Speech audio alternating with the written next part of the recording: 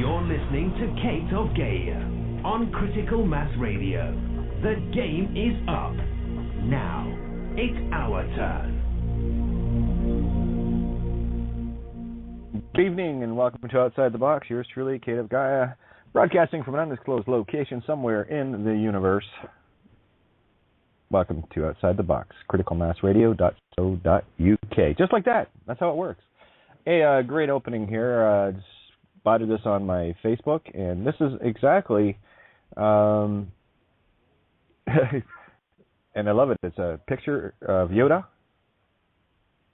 and this beautiful quote. It pretty much sums it up. There's a little bit more to add to it, but that's just from a different anagogic perspective, okay? That's the whole illusion of what death is, right? So stop mourning for your ancestors. That's what's keeping the old DNA active.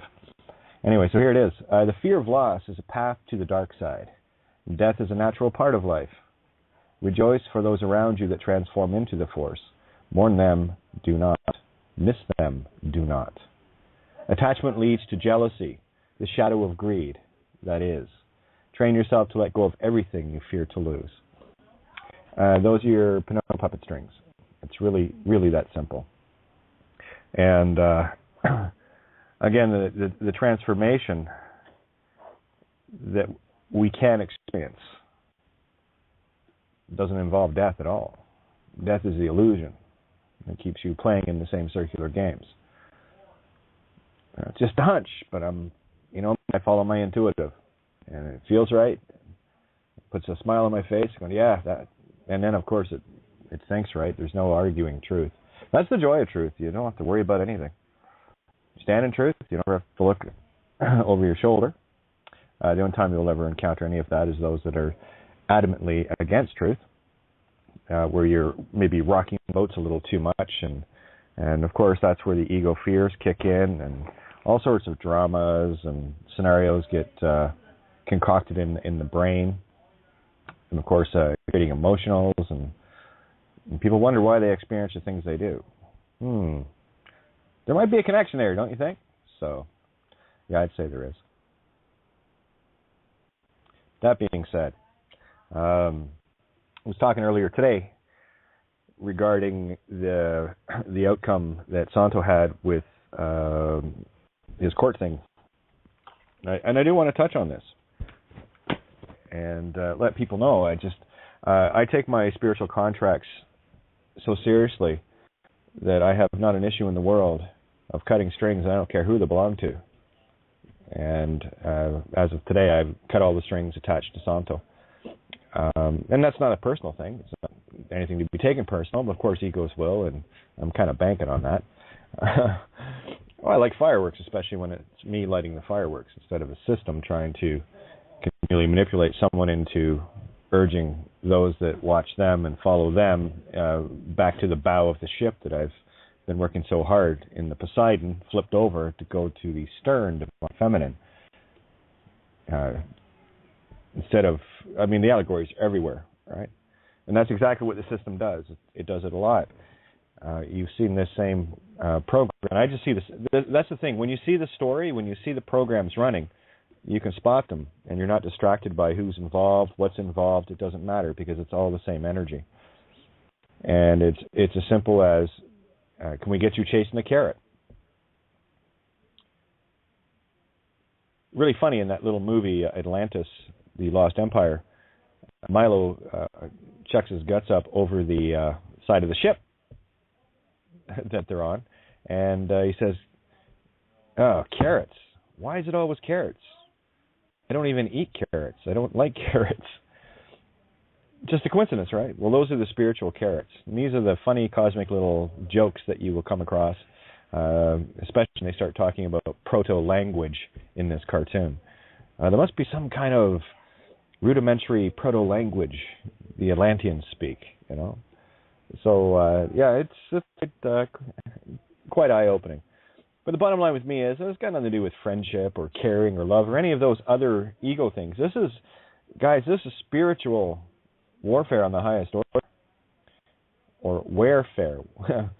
What are you wearing? The meat stick suit? The meat suit or are you finally going to wake up and realize, and I know I'm speaking to a lot of people that already are, so tongue in cheek, right? We got lots of new people all the time that know who they are. They know that without them, that meat stick they're walking around in doesn't have any energy to work with. And this is exactly what's been going on here. I talked about the bioborgs the other night, the little BBs, right? The only thing that keeps them going in terms of survival is if they can drain our life source.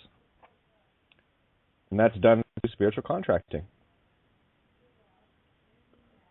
And it's a really simple contract. Not applicable, magnetic, electric. Name. Any attachment to the name is a spiritual contract and you're owned. And only when you finally get this, or I mean really get this, is when you realize that invisible shield goes up around you. Quite literally. And the shield cannot get penetrated. Universal law is in full force and effect. Golden rule. That which you do upon another, you wished upon yourself. That's why I wish no harm to anyone. And when I see, little TV snippets with someone spewing garbage about promissory notes, they're going to settle the account, and this is the live record of the birth certificate and everything else, with absolutely zero mention of the real trap being the name. Any use of the legal name is pure fraud.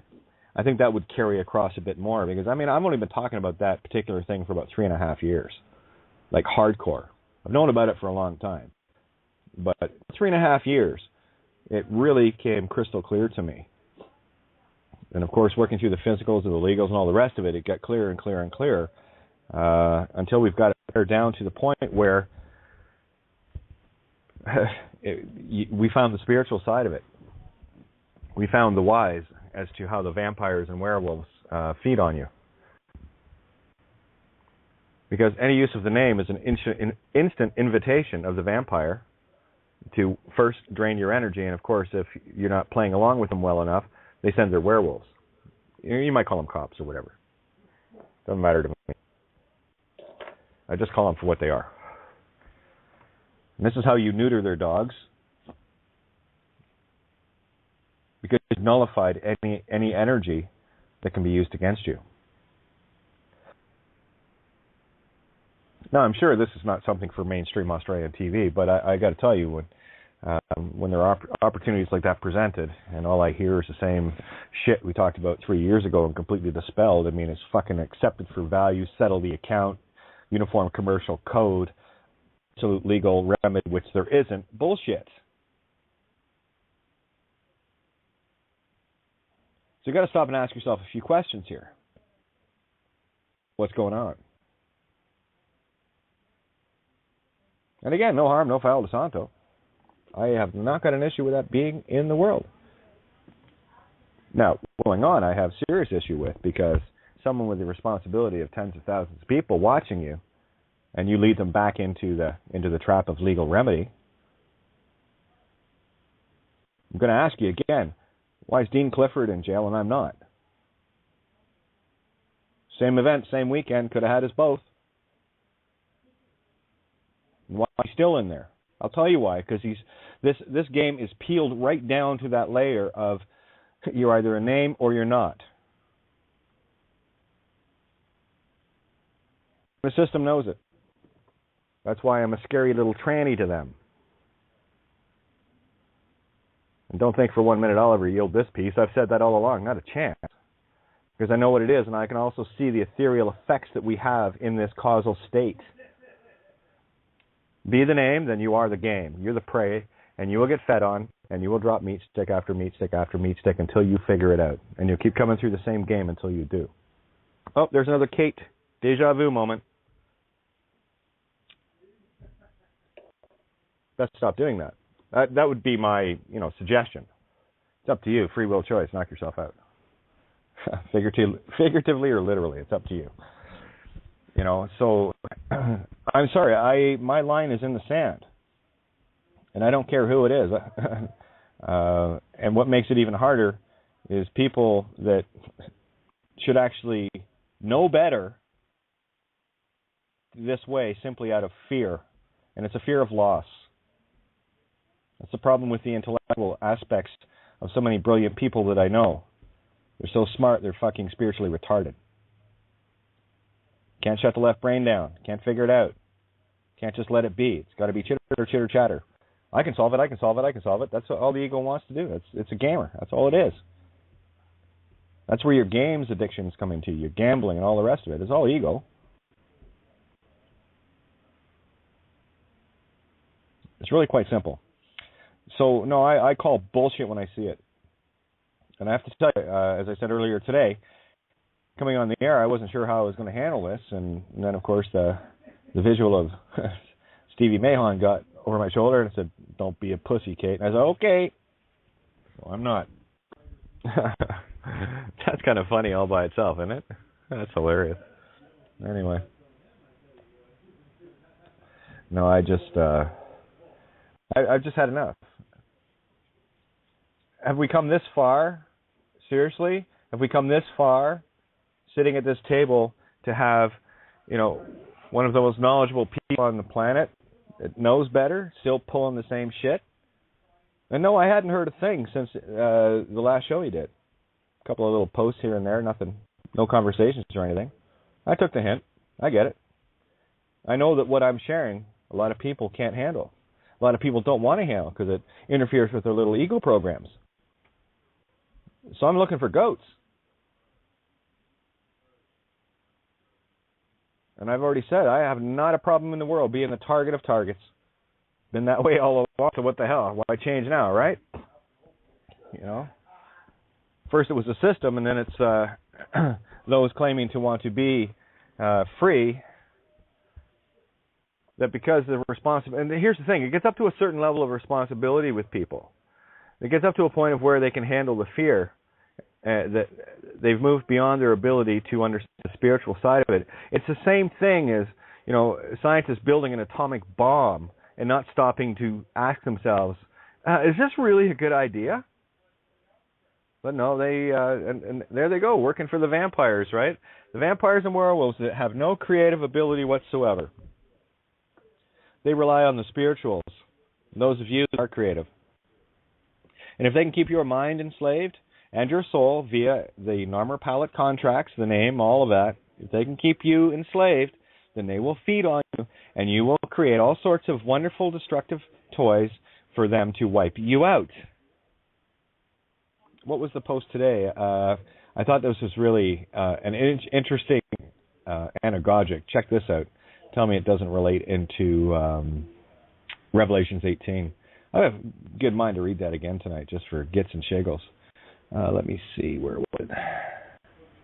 Really cool post. Oh, yeah, it looks like Big Ears Prince Chuck meets Northern Ireland Men of Straw. Yeah, thanks, Sean. That was a beautiful post. The leeches are back in the homeland meeting strawmen. Yeah. You're actually letting them on my island? Huh. Get off. Here we go. Thanks, Eric. This is a beautiful post. Could we soon sentence criminals to 1,000 years in prison? Researchers at Oxford University have been exploring technology such as time distortion pills that could make cruelest criminals will be kept alive indefinitely. Well, it totally makes sense if you want to keep your bioborgs alive. The nastiest and most evil criminals. What a perfect way to hide them, huh? Don't you think? Then there's that bottomless pit. What was it, 1,000-year term? So here it goes. And it's, the Daily Mail, what a joke. Anyway, over in the UK. Could soon create hell-earth biotechnology let extend criminals' lives, make suffering hundreds years. So could we soon sentence criminals to 1,000 years in prison? Now imagine, a few Hannibal Lecters and the like being cryogenically, or what technology they're using. It's all there. This stuff has always been there. We're just calling it out now. So, they have one shall awaken. Their game is over. It's done. So we just keep calling this shit out. And there's many of you that are just brilliant at doing this. You spot this stuff and you go, yeah, there it is. And as soon as you see it, you redefine it as per your reality, and there it is. No, not on my watch, baby. when I take out the trash, I take the trash out. That's how it works. I don't need to freeze it. I don't need to extend it. So, you know, they're going to sell the whole notion on people, and there'll be lots of meat sticks out there that say, oh, what a great idea, you know, that rapist, murderer, you know, suffer for 1,000 years. Yeah, well, see, here's the thing, stupid. You're going to be there when this wanker awakens again. You want to deal with it then? Only had 1,000 years to think about and get really pissed. Yeah, I'll go back to Revelations 8, I think. I think the reference of the 1,000 years is in that. But I thought that was rather interesting, don't you? Yeah, but getting back to the case in point. Anybody I am absolutely going to fucking destroy anybody that's promoting any system at all. I don't care who you are. I don't give a fuck who and what you are. As far as I'm concerned, you're calling pro, or you're just downright scared, or you're just downright ignorant.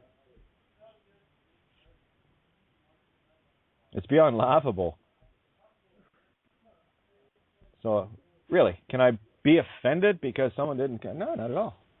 I'm always here. But anyway, it's going to be a little hard to get a hold of me now. Blocked and removed from contact type and any other means. Because I'm done. You're on your own. And please, bitch rant all you want. I'm banking on that Mars and Leo, baby. There's going to be a lot of people, and I know there are already a lot of people looking at thinking that was a victory yesterday for Santo, and it wasn't. It was downright fucking sellout. It was downright cowardice. Fear of loss. Not knowing who you are. I told you, I'll call you out. And I don't care who you are. I've been there. I know what it feels like. As long as they can keep you along that rope, you know, yeah, of course, let's make it Canada Day, July 1st, Canada Day. Well, it makes sense.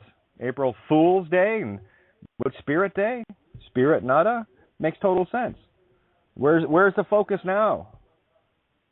3 months ahead. So your mind is now owned and distracted for 3 more months. You gonna lose the fear anytime soon?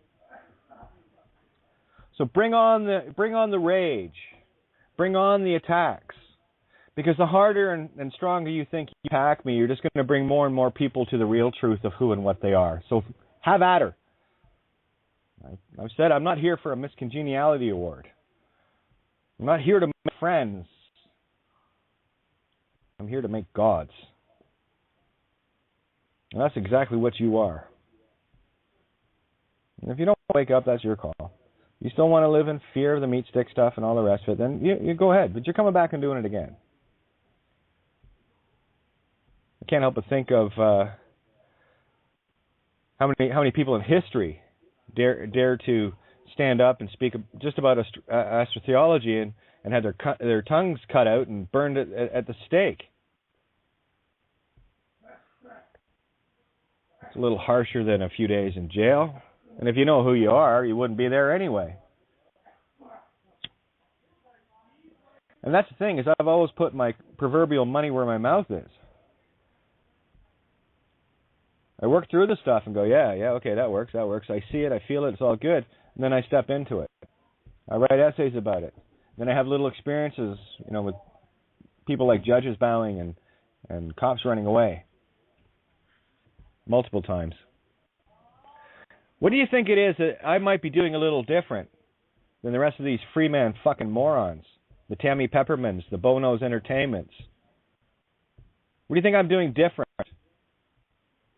Because I sure as hell ain't pulling their stunts. Because I know it's all bullshit. Never mind all the legal nonsense. They still don't even get the fact that their words are being used against them. Phonetically.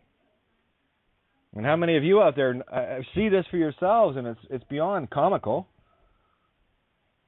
It's beyond coincidence how all this stuff just clicks together, to language, all breaking down into the same things, down into the proto-language. That's what we are working on right now, that core, that heart language.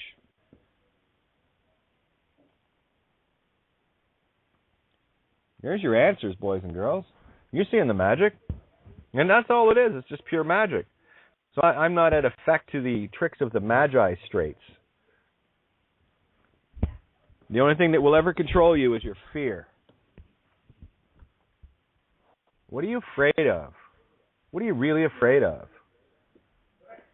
What do you really think you have to lose that is far more important than your very soul? And accordingly, those around you, you're taking them with you. So what's more important? What's really more important than that? If you can think of something, let me know, and then I can say you're shit. And I will, because you know I will. It's just the nature of who I am. I just call shit out as I see it, and, you know, I've made a lot of friends, and I've certainly lost one or two as well based on how I talk, how I do things. Don't worry, if people want to hand me a bucket full of shit, I'm just going to put a prettier bow on it and hand it back. No thanks, that's yours. You deal with it. It's really quite simple. No, I'm not letting anybody off the hook. Oh, least of all Santo, for Christ's sake. This guy should know better. And I'd just ask Tammy and Bo and anybody else that's doing illegal shit just to stay the fuck away.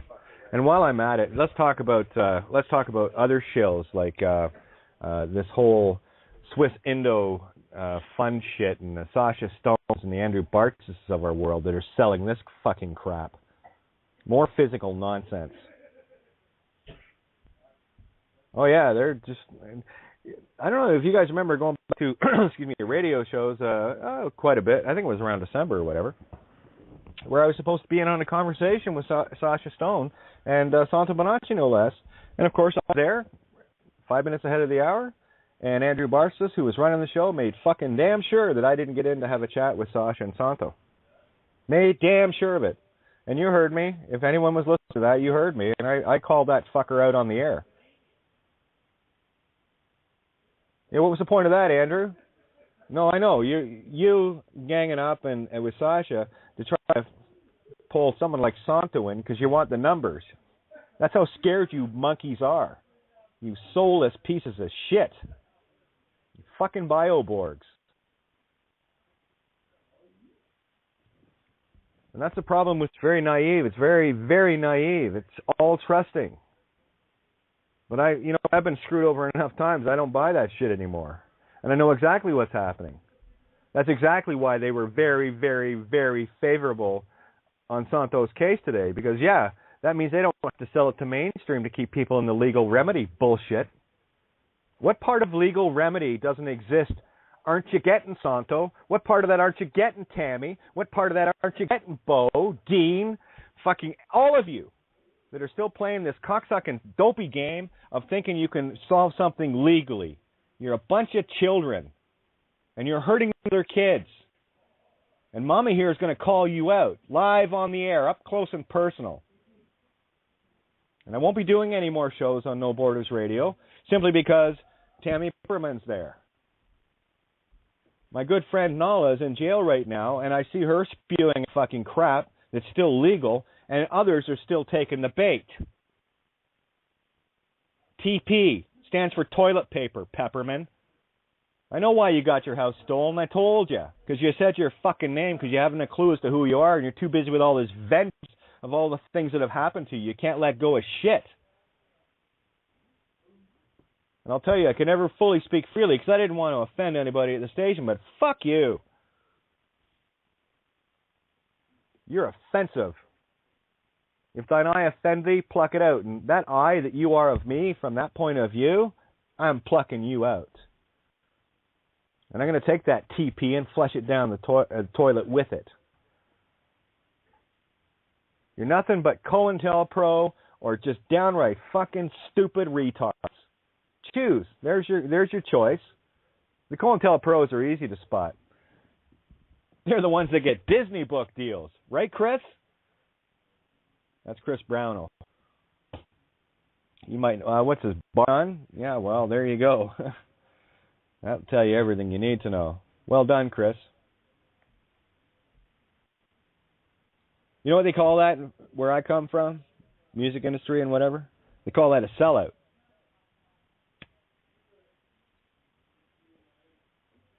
Yeah, that's a great idea. I haven't got you by your short and curlies on the ego. Yeah, removed you from Facebook too. I want no spiritual connections with any of that garbage. And if people are spewing garbage, then that's what they are. They're garbage to me. And I take the trash out now. No more. And this is not an April Fool's thing, right? No, the April Fools get flushed today. It really is that simple. And make no mistake, I love all these people. I really do. And this is why the chainsaw comes out to take care of ego. To make damn sure that the ego takes it personal. Bring that energy to me, boys and girls. That goat, she's mine. Bring it over. Because I know you can't resist it. You love fighting. You love vengeance. You love fear. And I know this. And that's why you're so easy to manipulate.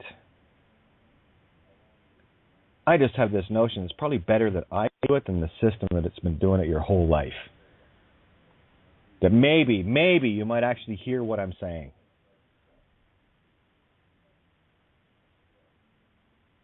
It's not you that I'm concerned with.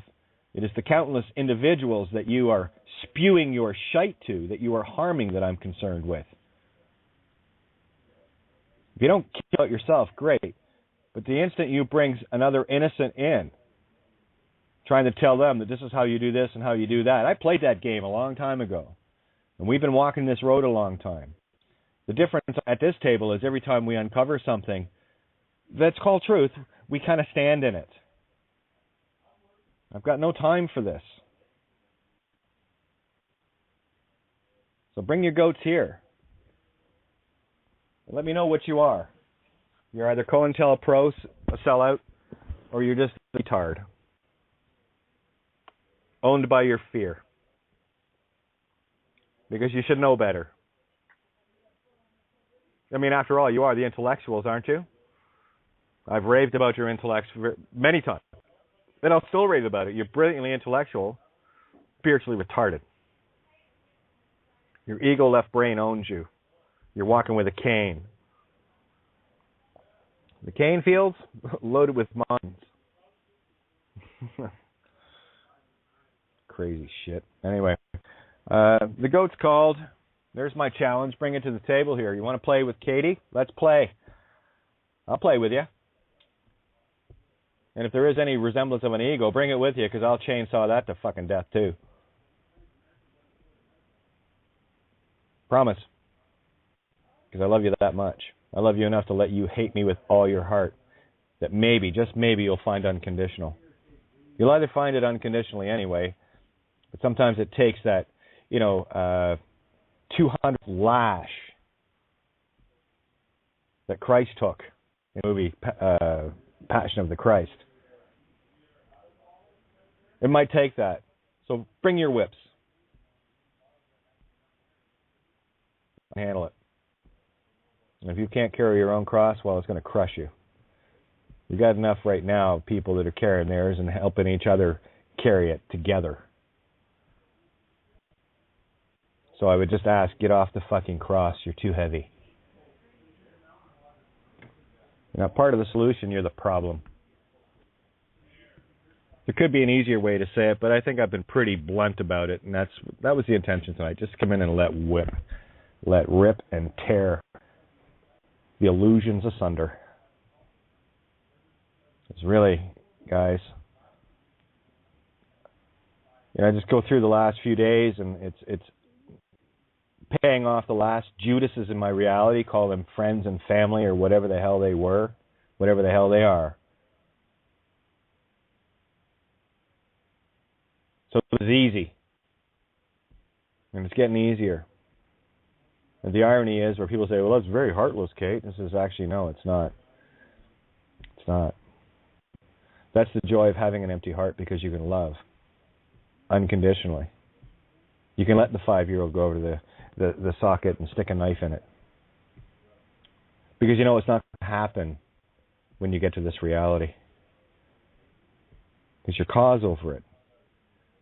There are no accidents. There are no needs for unsure mind, insurance, etc., etc., etc. Because your script changes. Your cab driver, your true higher self, is a way better driver than your ego ever was. And the best part is, when you let that driver take over, both aspects win. Oil, water, physical, spiritual, it both wins. So let's get these lines open. I got Janet here. I got, click, and there's that romper room feeling. And there's Michael, and there's Lynn. Yay! And there's Ricky, and there's Data Wiggy, and there's Mystified. There we go. I see you all. Welcome to Romper Room. All right. Are we having fun yet? Yeah. Rock and roll. Hey, how's that? Was that some good goat action? Was that like kind of good? Absolutely. Okay. I just want to make sure we're having fun. Bring out your goats. Bring out your goats. I can hear the hand grenades going off. Isn't it great? Doc! Fluffy's sitting in the corner right now. You should see her tail. Whoosh, whoosh. Nice cool breeze here. That was fun. Let's play again. No, shit. That was just fun. I know. That's awesome. What I don't get, Kate, right, is how Santos is like, he's trying to spin it like it's a win by as if he's bringing some new information to the consciousness about promissory notes, where like anybody that's got a note in the hand or anybody that bothers their ass to read the Bills of Exchange Act can tell you that. It's just what? Welcome to remedial school. This is where the retards hang out. Yeah. Honestly, promissory notes? Are you fucking kidding me? Settle the account for value. Free man on the land. Free man's a bond servant. Hey, Kate, reach into the toolbox, pull out that blowtorch and sizzle that little note. What note? I think we already did. I think we're good. Don't worry. The intention's out there. I want that goat. Bring it here. Bring it here. And I did a few things to make sure that I'd get the goat. I do that. They'll bite. Yep. Don't worry. The bait's set. They'll bite. Egos always do. Yeah. Yeah. Better focusing.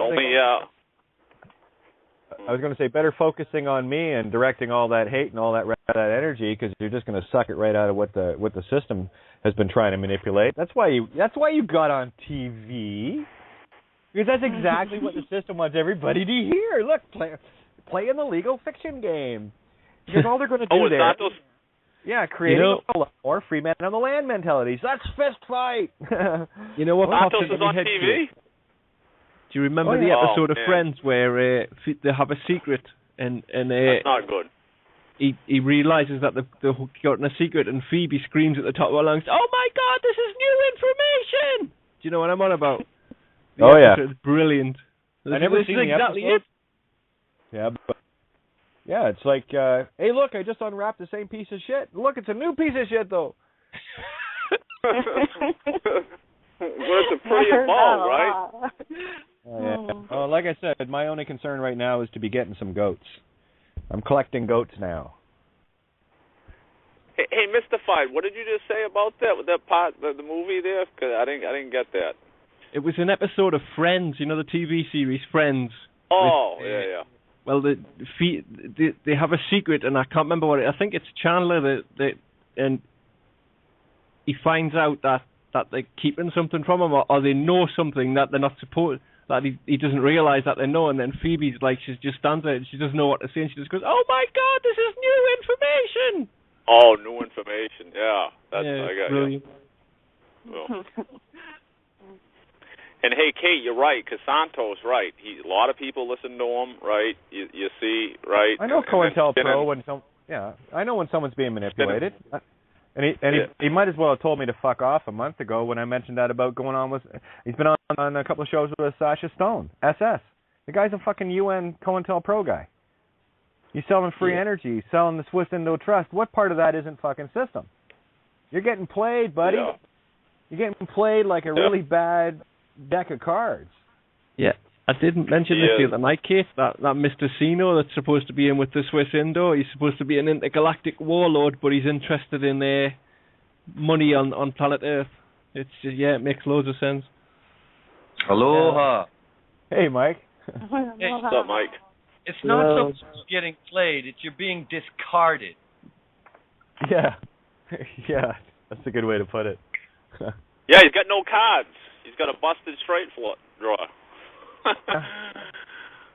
And for me, go ahead, Liv. Go ahead. Yeah, selling something free, selling free energy, it's just not jiving with me. What part of free is sold? Anyway, that was just jumped out at me when you said selling free energy. It's ridiculous. Anything that they can do, they're just carrots, guys. If they're selling it in the physical, that means you don't trust your spiritual. If you go chasing after the carrot, then what are you? Would you like to buy some bottles of air? Yeah, here's some bottles of fresh air. You know? Yeah. Morning, all.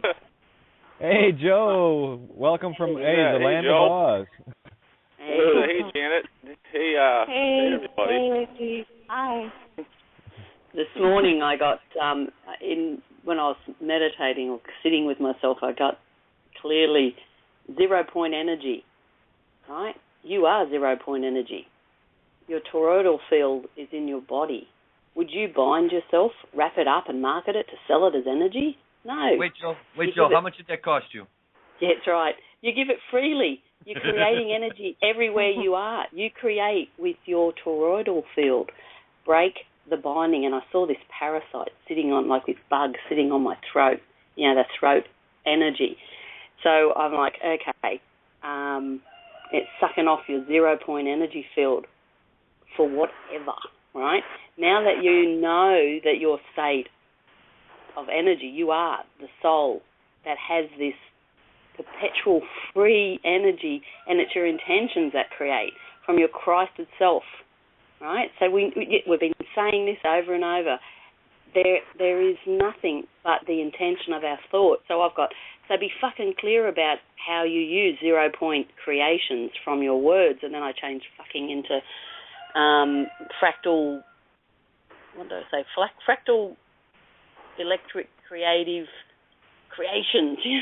So I'm breaking up fucking to mean what it means for me as an energy. Yeah. Well, what did Mark Passer remind us about free energy? Free energy ain't the problem. Slavery's the problem.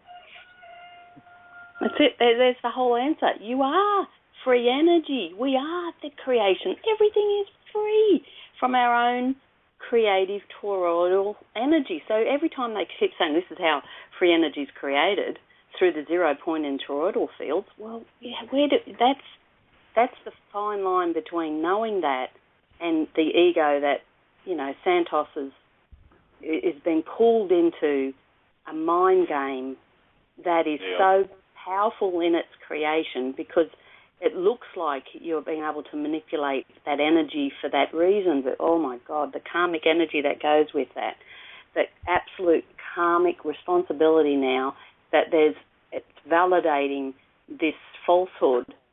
I knew way back when Santos got out and started talking, promissory notes and all. I've been down that path, and there's a karmic responsibility, and I knew it from the guy who taught me it. I thought, geez, he's got huge responsibility here, because if this doesn't work, imagine the amount of people that are going to go off with it. So that was really part of my big lesson is following that path and seeing it never working, watching people fail over and over and over again, trying to use a system that keeps using that energy that you're giving them as creation. And he knew that. Santos knew that. He knows it, but in that moment of that absolute fear of going into court and sitting there, he made the decision that day.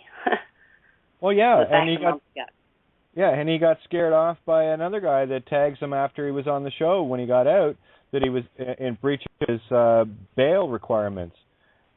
And I was looking at it. Well, I got to tell you, I have a copy of that on my computer, by the way. Interesting that it has Undertaker listed on it as well. Who was the Undertaker? It's all about death in these places. And you got to look at that promissory note, like you were saying, Kate. I'll promise to pay you. I'll promise to take care of you. I'll promise to give care of you. That's what I'm getting at in terms of the slavery thing. That's the mental thing. That's the authority game we've been playing at. Can I give you the correct? Can I give you the correct answer of what should have happened?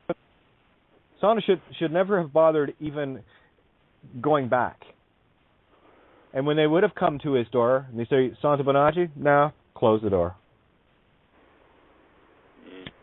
But you got to know who you are to do that. Yeah. That's what Art did the other day. He knows who he is. Beautifully done. They wouldn't even come on the land. They wouldn't come anywhere near the house. That's the power you wield. That's your Susan Storm Fantastic Four force field and visibility right there. Wonder Twin powers activate. Done. Right.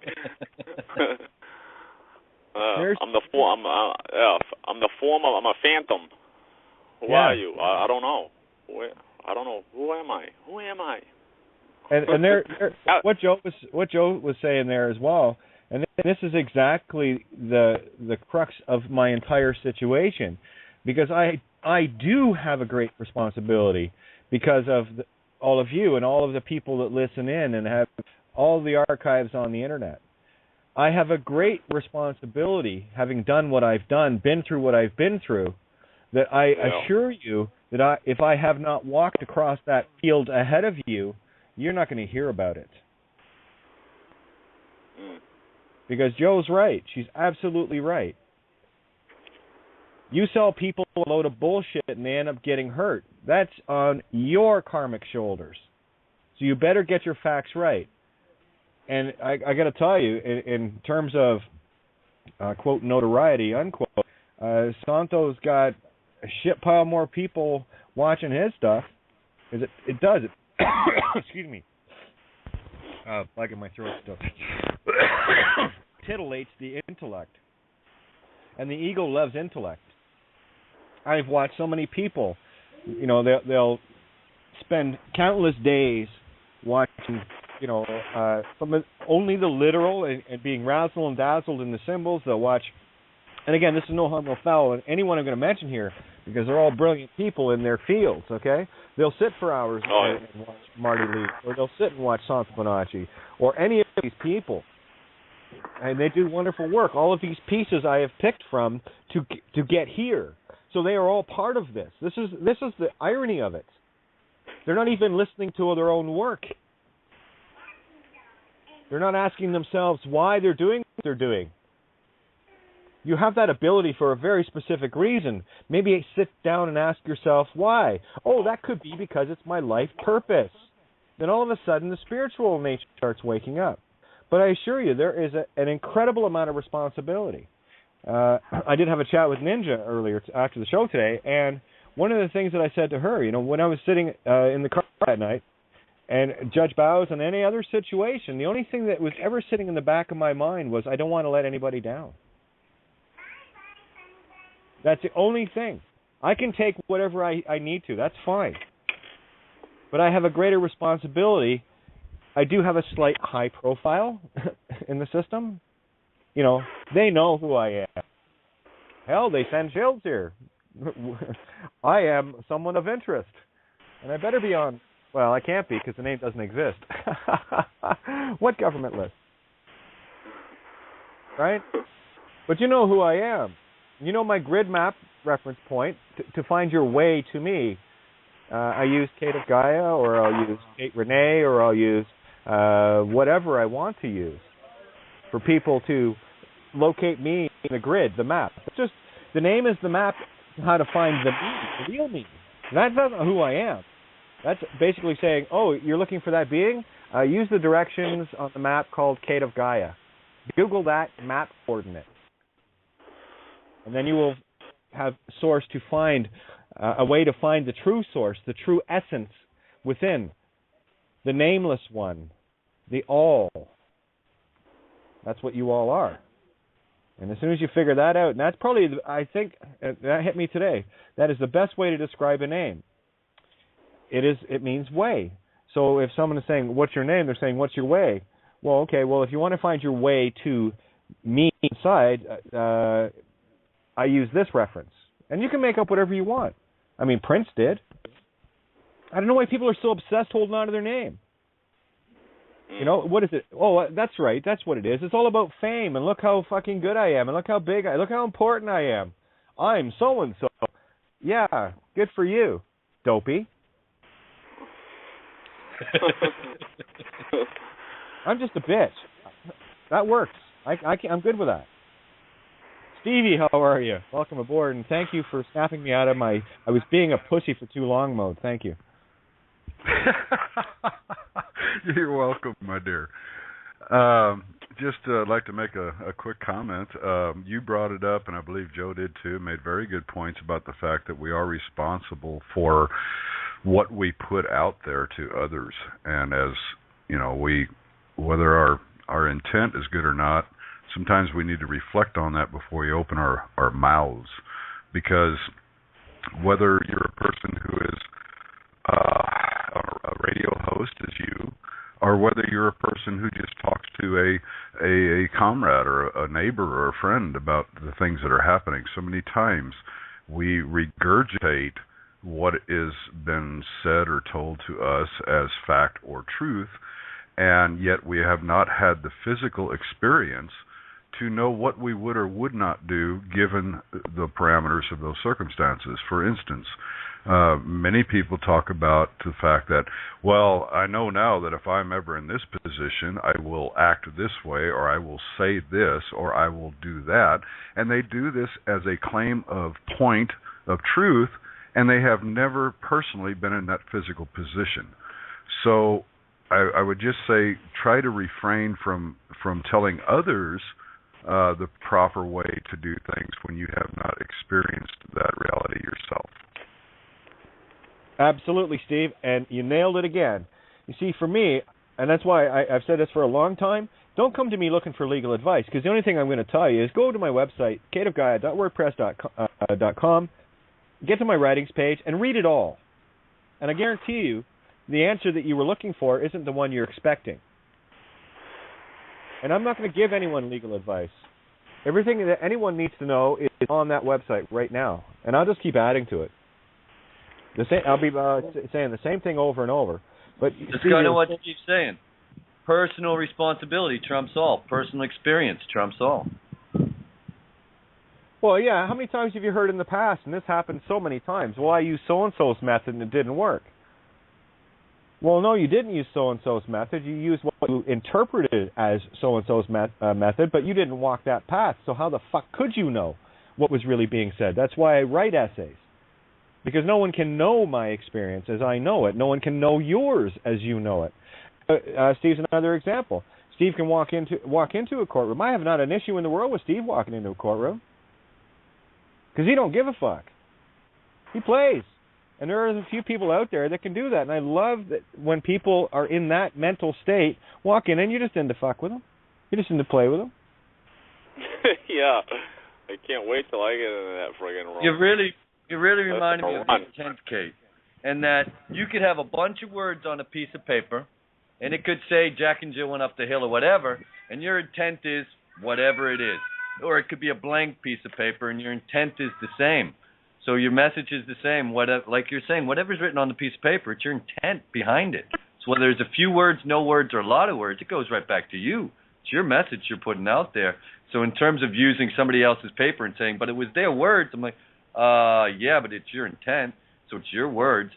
So that's showing you quite clearly, like, guys, come on, this is your game. Why are you trying to use other people's pieces, or I'm going to use your piece, but then it's my, you know what I mean? It's just like, wait, use your own piece, and don't blame it off on somebody else because you were using their quote-unquote writings. Well, yeah, here, just to have a little fun, here, to illustrate what you're saying there, you could write a whole page full of gibberish, absolute nonsense, response to a court thing, and send it in and put it on file. And what's this? And I said, it's a secret code. It has my intent in it, though. Yeah, it's like cryptic. People who get afraid of debts and alleged debts, shall we say, right? See council tax, for example, in the UK, right? I haven't paid mine in 5 years, right? And every year they send me the same shit, and every year I ignore it, and every year there's a fake liability order sent by a court bulletin centre. Every year I just ignore that. Every year they send me a bailiff letter. Every year I ignore that. It comes up with another bailiff letter. Every year I ignore that, because what happens is as soon as it gets transferred to a bailiff, it's paid off. Yeah. They've bought the debt, so they've paid it for you. So why are you? They're trying to use it in fear, trying to get you afraid to get you to respond. They're sending me letters saying, please get in contact with us so that we can think that you are the liable person, so that we all can. Right, mystified. It's. See, what's crazy? Hey, mystified. You know what they're hoping, mystified, is you go to the pharmacy and get the prescription for the blue pill. please get in contact with us so we can. I can't remember what word they used, but it's so that we can identify you as the liable person or something like that, something along those lines. So so we can double dip, so we can make you give you the liable. So here's what I find really humorous, Kate, and people who are stateside who might not know this. We get our own so-called hidden taxes, but in England, in the UK, they actually have poll taxes, TV tax. You got to pay it. It's like they pay you for the control box in your living room. You have to pay for that. And for people in so-called America, if you don't know this about England, that they got some stuff that's right up in front. They've been fighting it 40 years, is poll tax. I saw that, the TV thing. Tax. I almost lost it when I saw that. I'm like, you fucking that we would laugh and go over here like, oh, my God, what are you paying? You have to pay what? But, again, you're in a different part of the world. You got another version of it. But I always find that funny. So, hey, Mystified, glad to hear you mentioned it, that, 5 years. What? Just stop playing that game. Quit recognizing it. Next, not in my world. Yep. Exactly. They'd be doing me a favor anyways, because my TV's in the friggin'. Didn't matter. I don't got one. Doesn't matter if it's TV or not. Does it, Mystified? Nope. Please, okay, hold on just a minute. Please contact us so we can identify you as the liable person. If that's I used to show in England. It's one thing to have the American game so-called bad. I'm like, you guys have to pay for a TV whether you own one or not. What are you talking about? They're coming right out and tell you the hilariously bullshit being served to you guys that you guys just go, yeah, here you go. I'll pay you for it again. So thank you for all you guys in the UK who's been for so many moons recognizing the inanity of that bullshit. It's been so long since I remember hearing this back in the 70s and 80s about this and people fighting about it, and that it's 2014 and so-called so many people just accept it still like, oh, yeah, that's normal. No, that's basically saying the system you're participating in is a slave system and you better pay us now whether you have this thing or not. That's the nature of the economic game. You've got people now, what they've done is, right, they've removed you've got a thing on your house called implied right of access, which means that anybody who's doing business, representing any business, can come up and knock on your door. And if you write to the BBC and tell them you've revoked their implied right of access, they can't even come to your door. Nope. Now, Steve, you had an idea there before it slips away on you. Jump in. Okay, thank you, because it was slipping quick. That's all fun and good, and I look forward to maybe playing in that realm of tickets and taxes and bullshit. But on the other hand, to reiterate my earlier point, it's one thing to say I haven't paid a tax in 5 years, or I do not acknowledge that this corporation I'm indebted to or whatever, or I don't participate in your slavery program. It's a whole other story, and Kate knows this as well as Santo and a few other of us, that it's a little different when they come with guns and trucks in the middle of the night and they chain you down and they taser you down and they throw you in a cage and they haul you off and you don't know anything of what's going on and you're not allowed to talk to anyone for weeks on end. And that's a little different than saying, I'm not going to pay my poll tax or whatever the fuck it was. So what I'm saying is it's fine. Don't take what works or doesn't work in one situation and try to put that strength into someone who's not capable of using it in a very dangerous situation, because you will cause that person to put themselves and their loved ones in grave danger. So just, all I'm saying is, be careful. This isn't all fun and laughter. It isn't all bullshit. This is some real fucking shit going on here, man. And Steve, many of the things that Kate and Santos and yourself, these were nonviolent victimist so-called crimes, right? This was the one thing you'd be expecting some heavy force coming to you for, because you didn't use heavy force in whatever you so-called misdid. So this is the reminder. Guys, it could be over something that you would think would be so innocuous and inane. Of course, why would somebody use that threat of violence against you? But that just shows you the level of the game sometimes if you dance with assholes. I only mentioned it.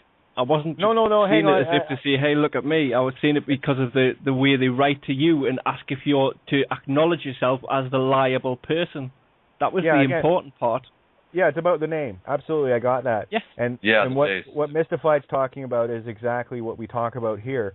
When there is no spiritual contract to the name, with no intent to communicate, you see, everything that's sent to you through the mail is already deemed contract because of the assumed acceptance through a mailbox. You got a mailbox, then these are the things, you just got to get the concepts on them. And the minute you change your mind on it, once you realize these things, that's when the universe shifts. You don't see it. Yeah. I promise you. You don't see your it. reminder here for me is basically everything in terms of getting a government bill or something like this is already bought and paid for in that system. Yeah, but again, guys, hang on, Mike. Not to cut you short. Well, yes, it is. The one thing I want to really stress here is lose this whole illusion of money and debts and paying this and that. That is just, those are the carrots. They're not interested in the money at all. Money is the tool to trap your soul. Right. That's the third-party interloper. That's the distraction. What's going to be driven home. Yep. Kate, absolutely. You know what? Before I lose this thought, and I was thinking that when I said protocol, I broke down the phonics of it, right? Now, pro means 4, right? 4 to call. Right. 2 calls. I put an S on the end. Pro means 4, 2 calls. So therefore, 2 calls. The first call is they're trying to get you to say you're dead fiction.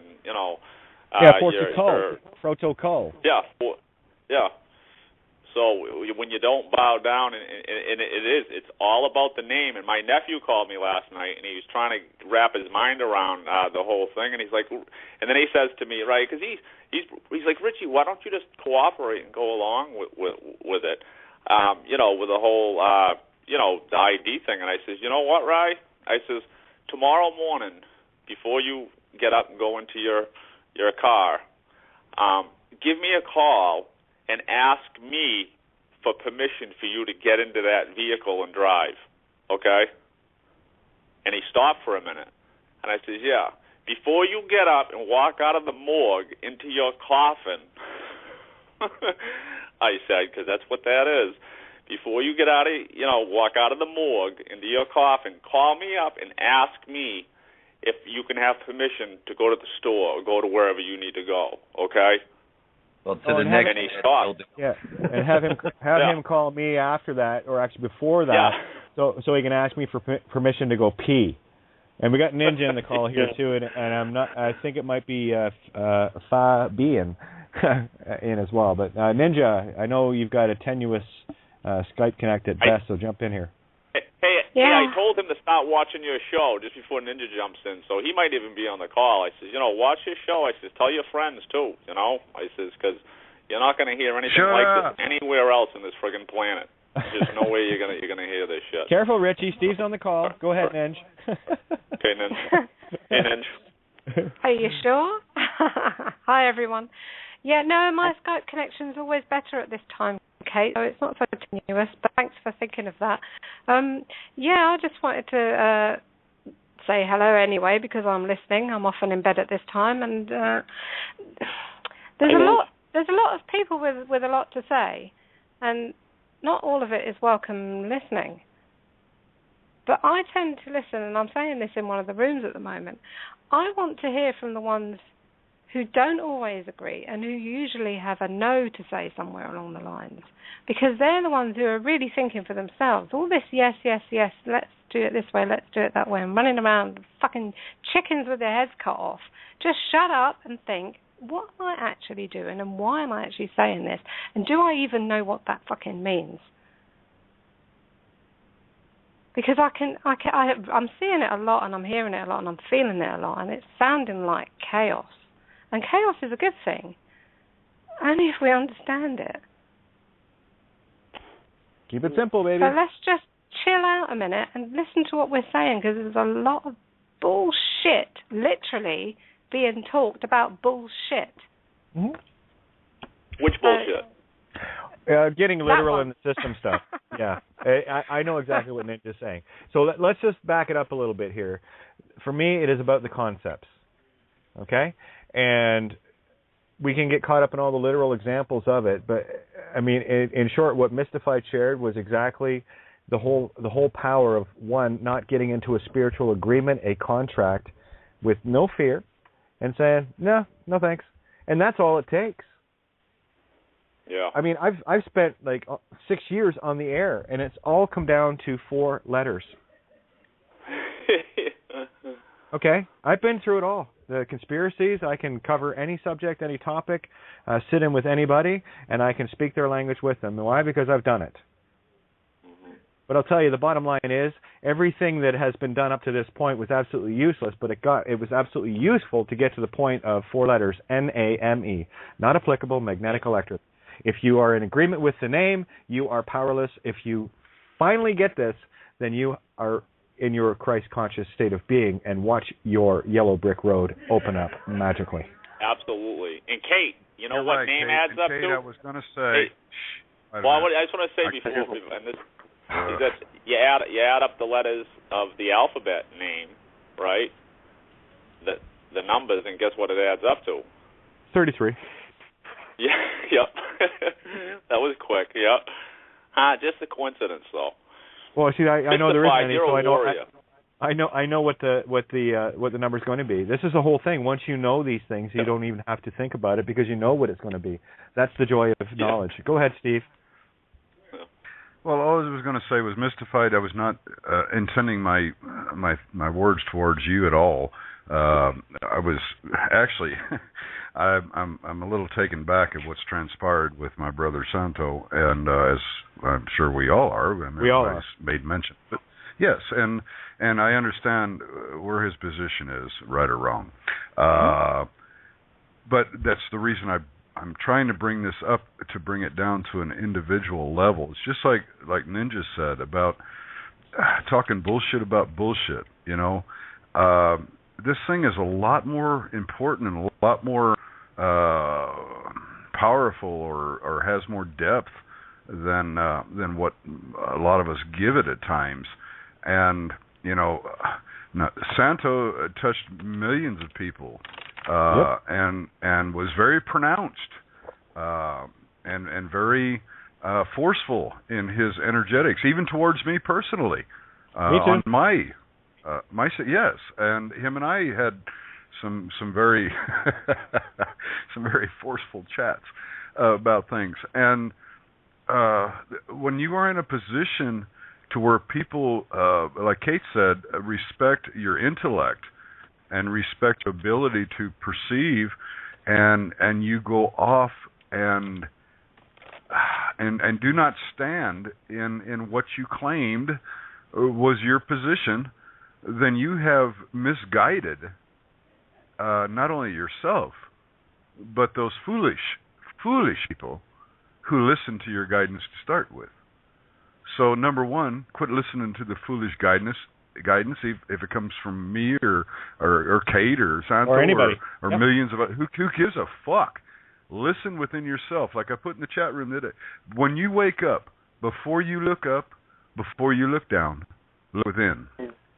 For the stillness of answers are present. They're presence. The answers are present before the question. It's like Jeopardy.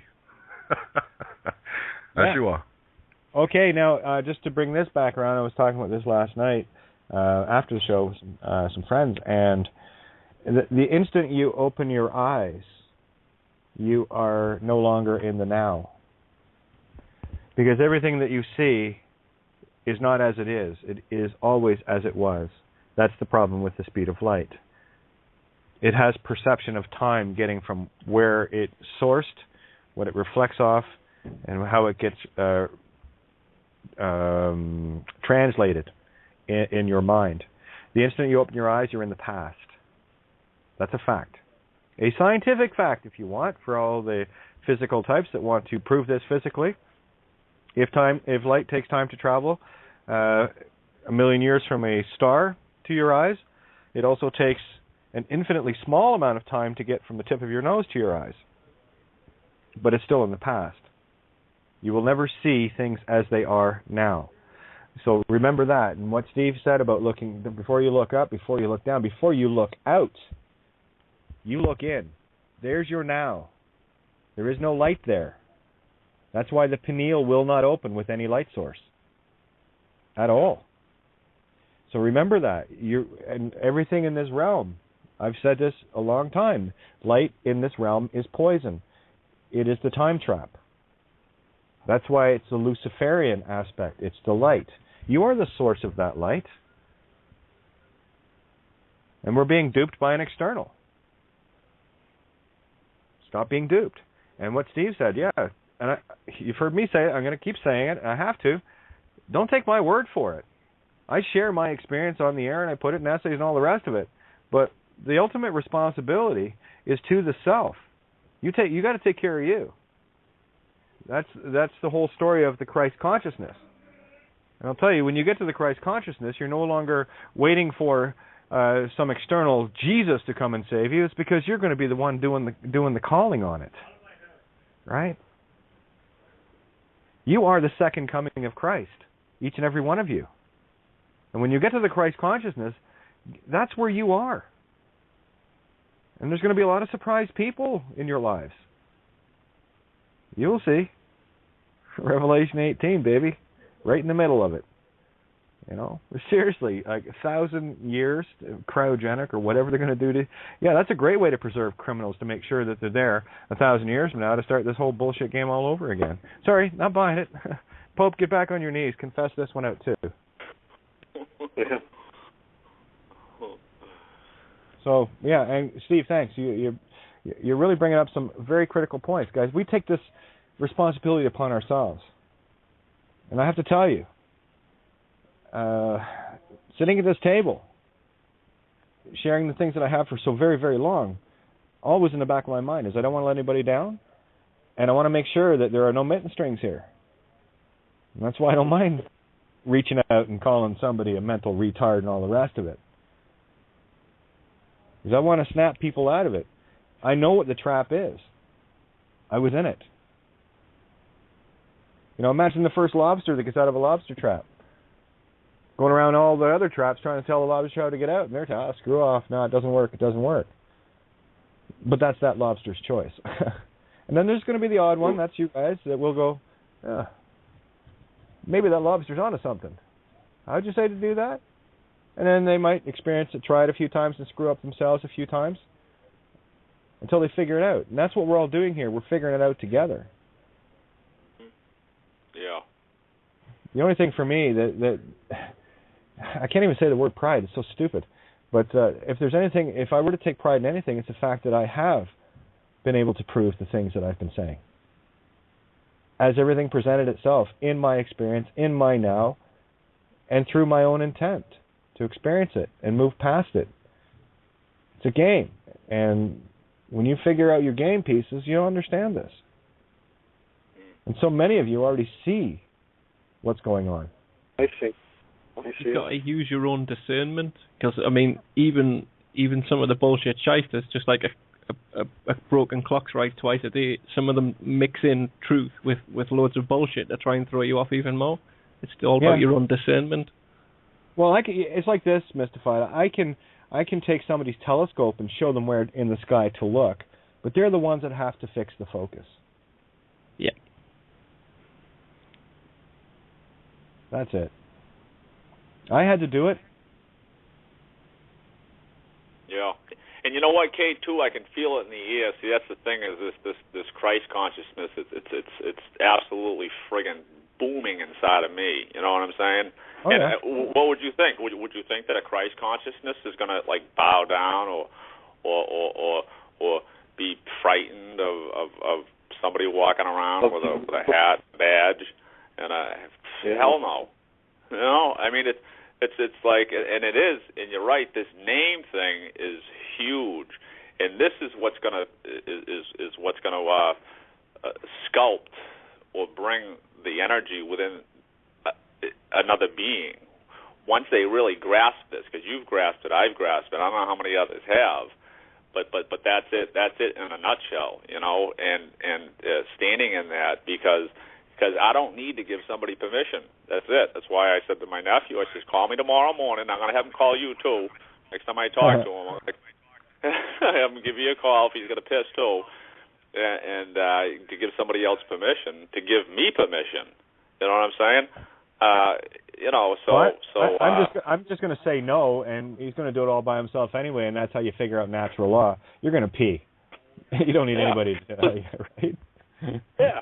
Well, and the dawning moment is that, so if you did call me and I said, yes, you can, like, because he says, well, that'd be crazy, right? And I'm, yeah, no shit.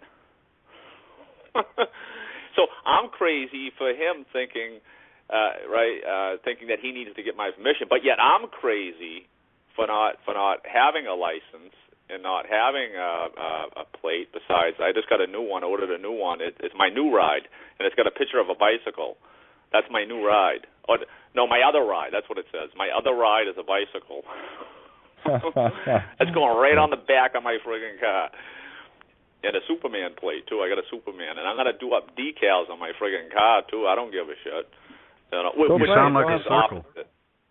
Yeah, I do give a shit. But, see, I'm doing this for other Christ consciousnesses, for other beings, you know what I'm saying, like you're doing, Kate, and it's not just for me, it's for that identity, you know, to rise up within people. I want no Christ consciousness. I want no you don't want Christ consciousness. No. Talk like a man who's walking in circles. I am. Right. Yeah. But if you don't know who you are, right? If you're using a name, or if you're identifying yourself with the law and saying this is who I am, then that's the thing is getting that, you know. So you're saying if you're telling me if you lose the name and you do not abide by their laws, that you know yourself. I'm abiding by the law, not their laws, absolutely. The law of absolute and utter truth. Standing in that, full force, without fear, and having fun with it. Yeah. You know, absolutely. Any court, I don't care what court, what judge, what cop, and I hope I get there pretty quick because I'm pretty fired up. You know, when they ask you haven't been there yet?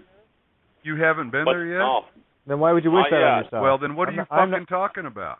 I'm not going to even entertain that one, Richie. I'm not. Listen. Right. But what I'm getting at is that when this does happen, it's going to affect. You're scripting. Why would you want it to happen? I am scripting it. You're right. Absolutely, no, Kate. I am scripting. I'm not. Sorry, buddy. I don't tolerate scripting at this table. Sorry. I just don't. Anyway, let me just break away from this a little bit because it's getting circular. If it does happen, Kate, it does. If it doesn't, so be it. You know what I'm saying? There you go. But what I think. Okay, hang on. Richie, this is just about letting the cab driver take it. I make no choices. I just go. Absolutely. I don't put anything out there or in. I just go. I follow everything that just presents itself, and I'm in the now all the time. And anytime I feel myself slipping, that's when I just get real quiet, real quick, and I go stop. And we have our area code 2400 is in. And Trace, I did try to get to your call, but your line dropped before I was going to click it. So anyway, I just let you know if you are still listening. Area code 240. Hi, this is Coral. Hi, Kate. Hey, Coral, how are you? I've been holding since earlier today on the other show that you had earlier. I was waiting there and you never got a chance to speak up. You didn't put your hand up. That's why. I did see the number. I don't know what that means. I guess I'll learn eventually because you hit one. You hit one this time. You have to hit one on your dial pad, so it worked this time. So okay. Okay, great. Okay. So go ahead, Cora. Let's hear it. I just want to tell the story of my court appearance where I didn't have any idea of, how to stand in my truth at that point. But I live here in Washington, D.C., and I live in a home where just parking in front of your home at certain times of the day or not having the proper tags, you get ticketed. And they love, giving tickets. And the tickets racked up to about $300. And I had to get a temporary permit, and I had to show it in front of the judge. And I must admit, I had no idea that walking into a courtroom was basically stating that I am that dead entity until I started listening to you about a month ago. I learned about you through Stefan Bomar. I'm with the Resistance, and now I'm with you. But I caved. All right. When he asked, I'm just going to be honest because, I have to come to the table with honesty in order to get to the truth. I caved when he asked I forget the questions that he was asking, and in the D.C. traffic courts or parking ticket courts, it still looks like the galley and the ship and all of that, but it's a little different. They, gather up dead people and put them in different rooms, and I was placed in a room, and luckily, and I think that, the forces were with me because of my intention and my heart and how I really want to change. I want to get to that place of truth. And apparently a gentleman walked in and interrupted while he was going over, my documentation that I had. And because this guy interrupted, I don't know if you know what that means or if it even matters, but because he interrupted, my case, the judge just threw all of it out. Yeah, I was just going to tell you, I know exactly what that is. Well done. This is so subtle and beautiful. What happened was you were already at a point of knowing, and you know you better than I. So in your own heart, now, you've had your own journey up to this point, okay? So in your own heart, so I'm going to bounce this off you. And what I felt when you said what you said, what I felt happened there was the consciousness helper intervened and derailed it. Yes, he became almost like a human being. Actually, from the first walking into the room, there's a part of me that just opened up. The referee showed up, baby. Well done. That's the helper. Yeah, the helper showed up. That's what I'm talking about. Beautiful, it was amazing. Darling. That's what I've been trying to do. Yeah, and I didn't have to do anything. I didn't have to pay anything. It was all zeroed out. $300. Pay attention. Pay attention, boys and girls. This is the shit I'm talking about. This is the universe being allowed to work when you open up. I thought I was saving by just showing up, but I guess not, huh? You can't make a mistake. Go ahead.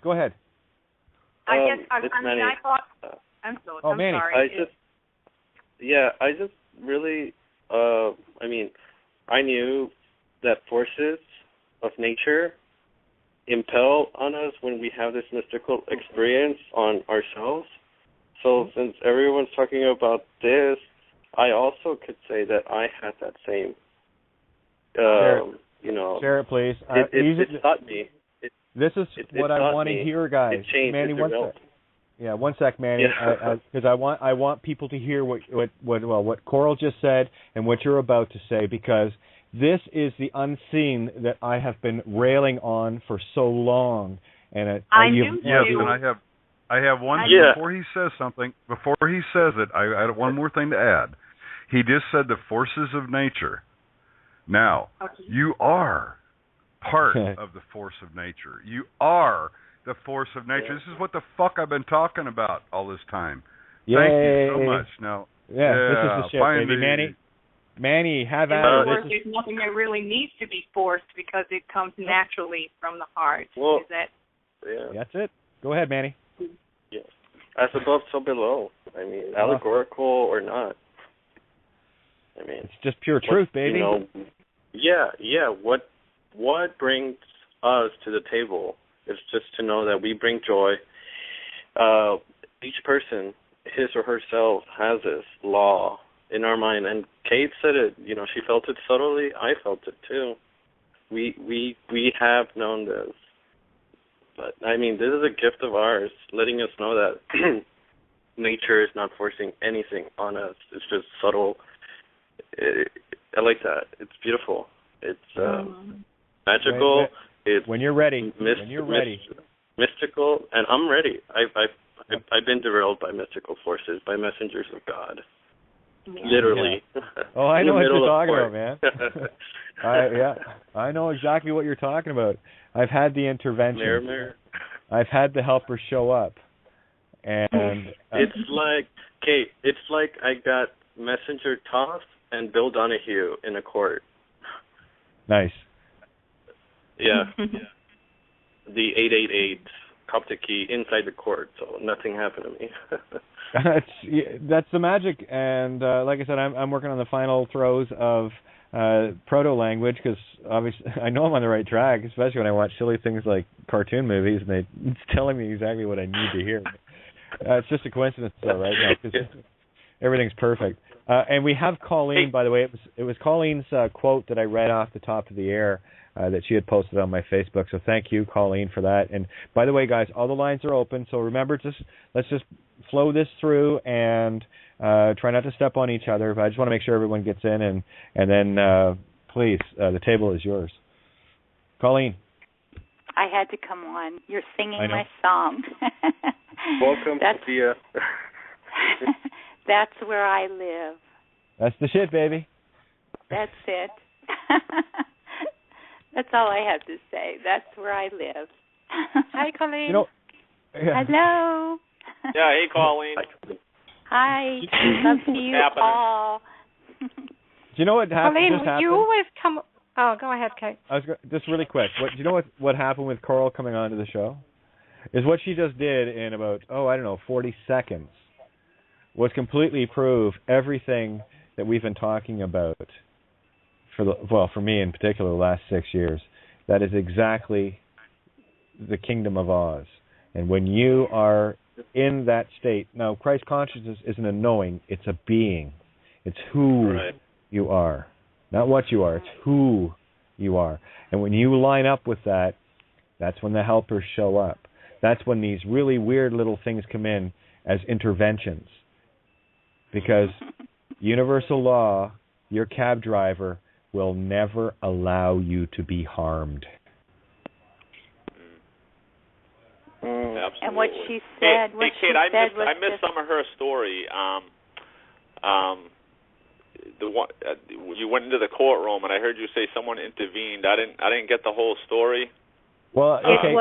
It was a young guy who just fumbling came into the room during, the proceedings. He interrupted, and I guess you just don't ever do that in a courtroom. And he said, "How dare you come into my courtroom and intervene?" And he looked at me and said, "I apologize, ma'am." Just like that. Like that. Did they use the word intervene? Hang on, critical. Did they use the term intervene? Yeah. Okay, wow. let me tell you what. No, hang on. Let me tell. I thought that I was being almost, Carl, I got to jump in here. Hang on, please slow down with me, guys, because I'm trying to show you the most beautiful essences. This is why I listen so closely to you guys, because a lot of people just glaze over what they're saying. She said, "How dare you intervene?" Can I tell you what happened there spiritually? Yes. You see, because we have been getting so screwed over for so long, where these aspects of our other consciousness have been breaking the rules, time jumping and all the rest of it, and intervening. And what happened now is the intervention is going the other way. Well, hey, you make the rules, we'll play with them too, so we'll intervene as well. And that's where we're at. That is what you just said is an incredibly powerful statement. Yeah. How dare you intervene? Well, whatever, fuck you. And then it gets all thrown out. Because that guy, that helper, whatever form you want to call it, came in and destroyed everything, intervening, destroying the case, and the judge didn't have a choice but to throw it out. Yeah. New level of the game, boys and girls. New level of the game. Yeah, because you're right. It's a part with, because who was that guy? Was he just some guy, random guy in the courtroom? He was just I don't know if he was late or what. I think he was possibly, maybe he was an attorney. He had a briefcase with him. He was fumbling over papers. It was just the weirdest thing. He looked as though he didn't know where he was. He said, "I'm here with my client." And it was a gentleman that he sat next to as his client. He was there to represent his client, and I think he was an attorney. I'm not sure. It was weird. That's awesome. Crazy. That's what it appears. That's what it appears to be. But whoever that was was you. That was an aspect of you. Yes, that is an aspect of me. And by the way, Kate, I'm a Gemini too. like Kate said, time traveler. Yeah, that guy came in, right, and intervened, right, jumping I'll never forget him as long as I live. I will always remember from what he was wearing to how he looked. He was actually, not meaning to go into any. He was an Asian guy of some. He was small frame Asian, kind of awkward, and that's so me at times. No, it was actually Kate me was when right. I first went in the courtroom. I was like that. Just. Kate was so right. That was another of you. That was another of you. Exactly. And Colleen. Yes. Hi, Colleen. Hello, Steve. Awesome. Kate is so right on this, and for this show tonight, coming out of the utter bullshit. Bullshit. Yeah, that'd be a good word for it. That's a good word. I'll put this out there. Well, I'm going to put this out there real quick so that everybody remembers where I'm coming from. My heart is very, very heavy for my brother tonight. Me too. Okay. This is not about taking on anybody on a personal thing. It's got nothing to do with that. Nothing to do with that. Thank you. But it is Steve, about he knows we love him. Yes, I know he does, and I know it. Anyway, I ain't going there. Point being is just put your energies that direction. But this show is going in a way that I've wanted to see it go for such a long time, and what you all are bringing out. This is the trueness of the. I don't know how this is going to transpire, transmute, or whatever other fucking words you want to use for it. But it's going to be done not because we're going to change this physical world. It's because we are going to stand with ourselves and we are going to create. We're not going to create a fucking house or a car or a boat. We're going to create things that, just like happened to you, that someone comes into the fucking courtroom and runs the ship up on the shore. Okay, and that's what you just did. That's what little old me. Yep. Little old creative. Little old all of the universe. Yes. Yes. Now, one thing to consider: if you think and you know and you understand that power that you have to be able to create that type of situation in their world, now what are you to make of your own world? Be your own whirlwind.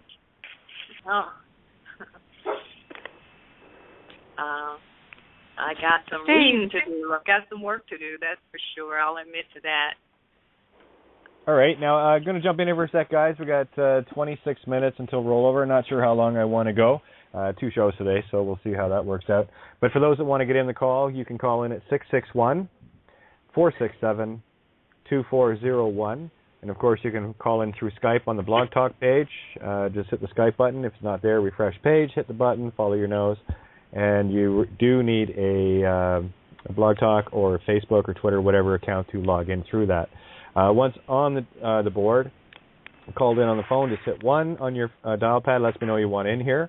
And open up the dial pad on Skype and hit 1 there, lets me know that you want in as well. And a great big thank you to Paul Giovanni and, of course, Ninja sitting at the table tonight. Yay! Everybody involved. criticalmassradio.co.uk. That includes you. We're all hosts here. You know, we take the hex out of the ghost. We're the host in the machine now, baby. And thank you guys so much. Anything you can flow towards Critical Mass, that would be great. Appreciate it. And just get the intent there, and it happens anyway. And this is your table. Make it yours. And I can't really say anything other than that. To me, it's actually getting almost pointless. But I do want to mention that we have Jason, your mic is open, and Randy, your mic is open as well. Like I said, I'm not sure how much. Oops. And who do we got? Fabian's back. I think that's Fabian. Is it? Oh, no, that might be Manny. Hey, can we play a song by Bob Dylan called Prisoners of War? Not on this platform. Break. Yeah. I don't. Break? What's a break? We don't take breaks here. We take it straight home, baby. Yeah, hey, all. I just wanted to say I love you all, but I want you all to listen to this. Right. Did you hear that? How annoying that is? When yes. you're talking and you're doing that, can we just please have some decency and respect of others? Thank you. Randy. Thank you, Randy. Thank you. Oh, glad someone said that. Hey, thank you for that. Every night. I don't know. I don't know what it is. Perhaps somebody's eaten something that maybe they could eat later. I wanted to come in before I go away. I wanted to come in and pick up on this feeling that we're getting, because Colleen, you always come in when I'm having my nature connections, and that happened again yesterday, and I wanted to mention it, not because of that so much, but because it's the same feeling that that we're talking about with this connection, this spiritual something that's going on in the courtroom scene and in our own day-to-day knowing. Because I had this experience yesterday when we were traveling along the road, and we saw a family of roe deer, and that was a sudden surprise. It was like, oh wow, there they are, and we stopped and they stopped, and we were all looking at each other. But then later on the way back on the same road, we didn't see the deer again, but suddenly, I was speaking with Steve earlier about this just before the show. We had a lovely chat about all these things, and it's come up again because the woman who was talking about her courtroom experience, I know it felt the same. I was just riding along on the back of the bike, and then suddenly I felt, right now I'm going to see something, and I assumed, it would be another deer because we saw deer today, but it wasn't. It was actually a moose. That's not the point. The point is not what it was. The point is I had that feeling. Everything in the atmosphere changed, and I suddenly knew, with absolutely no doubt, that I was about to encounter another being on my path. And in the moment I felt it, there it was. Right there. And it stopped when we stopped, and we're all looking at each other, and it was just beautiful. But the point is, there's this knowing, and it doesn't matter if you're out in nature and you have a knowing you're going to see something, or whether you're sitting at your desk typing something and you just suddenly know the right words, or whether you're in a courtroom and you just suddenly know that something's going to change and go your way. It doesn't matter. It's the same feeling. It's this total connection with whatever else is around. And the biggest and I feel it is as within you're yourself. saying it. Yes. It's that you just go into that surreal. It's like time stops because you are in a different. You're in a different dimension. That's what it is. Or whatever words you want to use. we're not in this dense material world anymore. Even though we're so connected to nature and to Gaia, we are somewhere else in those moments. And the more you allow yourself, and I'm sure you can say this too, Ninja, the more you're in nature and the more you allow yourself the quiet and to be in that space, the more you're going to experience it. Exactly. And the thing is, we're talking about being sovereign. We're talking about being living beings. And most people, if they haven't stopped and felt these things and allowed these things to come in, these awarenesses, these moments in time when it stops and you are connected with that creature that you can't see until suddenly it's right there, and you know, I knew that was coming. If you're not experiencing those things yet, that is sovereignty. That is being a living part of this whole thing. And it isn't only a few words on a screen that you think, yeah, it'd be cool to be a sovereign. I want to be one of those. Yeah, I'm a Scottish sovereign, or I'm a fuck off. You're just talking out your ass. Just get in touch with who you are, and everything changes. And I was also having an experience with the trees. We're seeing parts of the beautiful forest where it's been logged.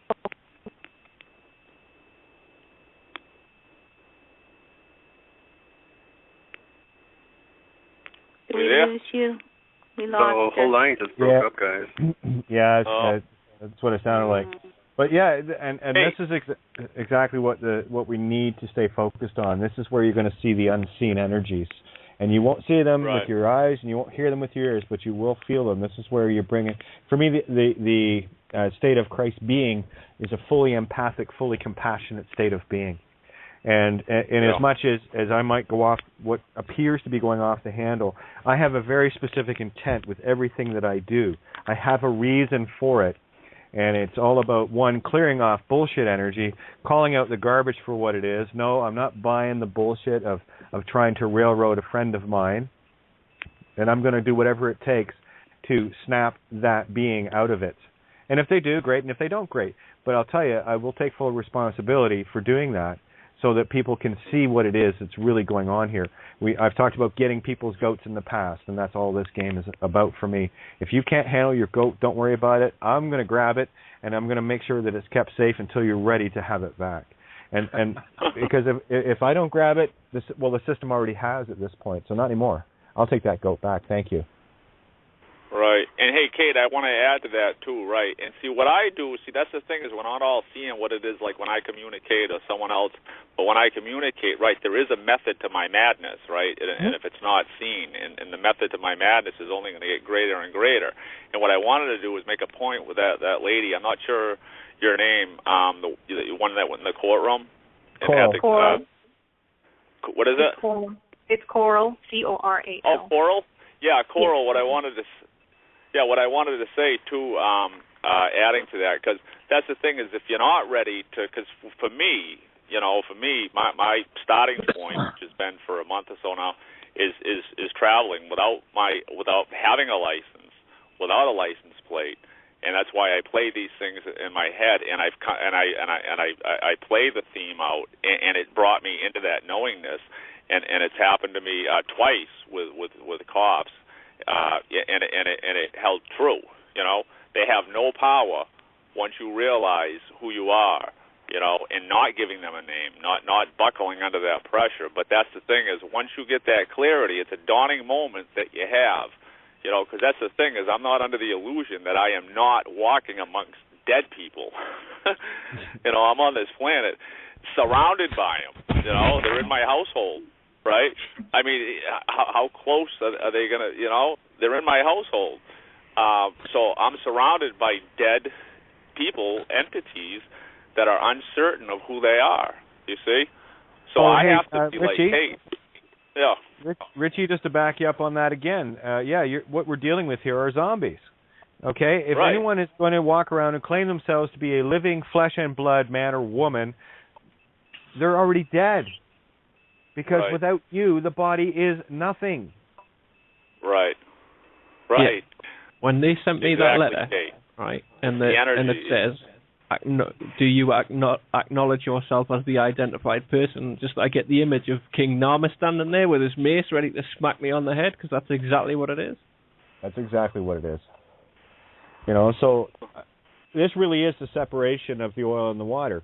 The meat stick, if you need proof of it, go to a funeral home tomorrow and go and check out some dead bodies lying around and tell me how much life they have, and tell me if they're if you are a living flesh and blood being, or are you the spirit.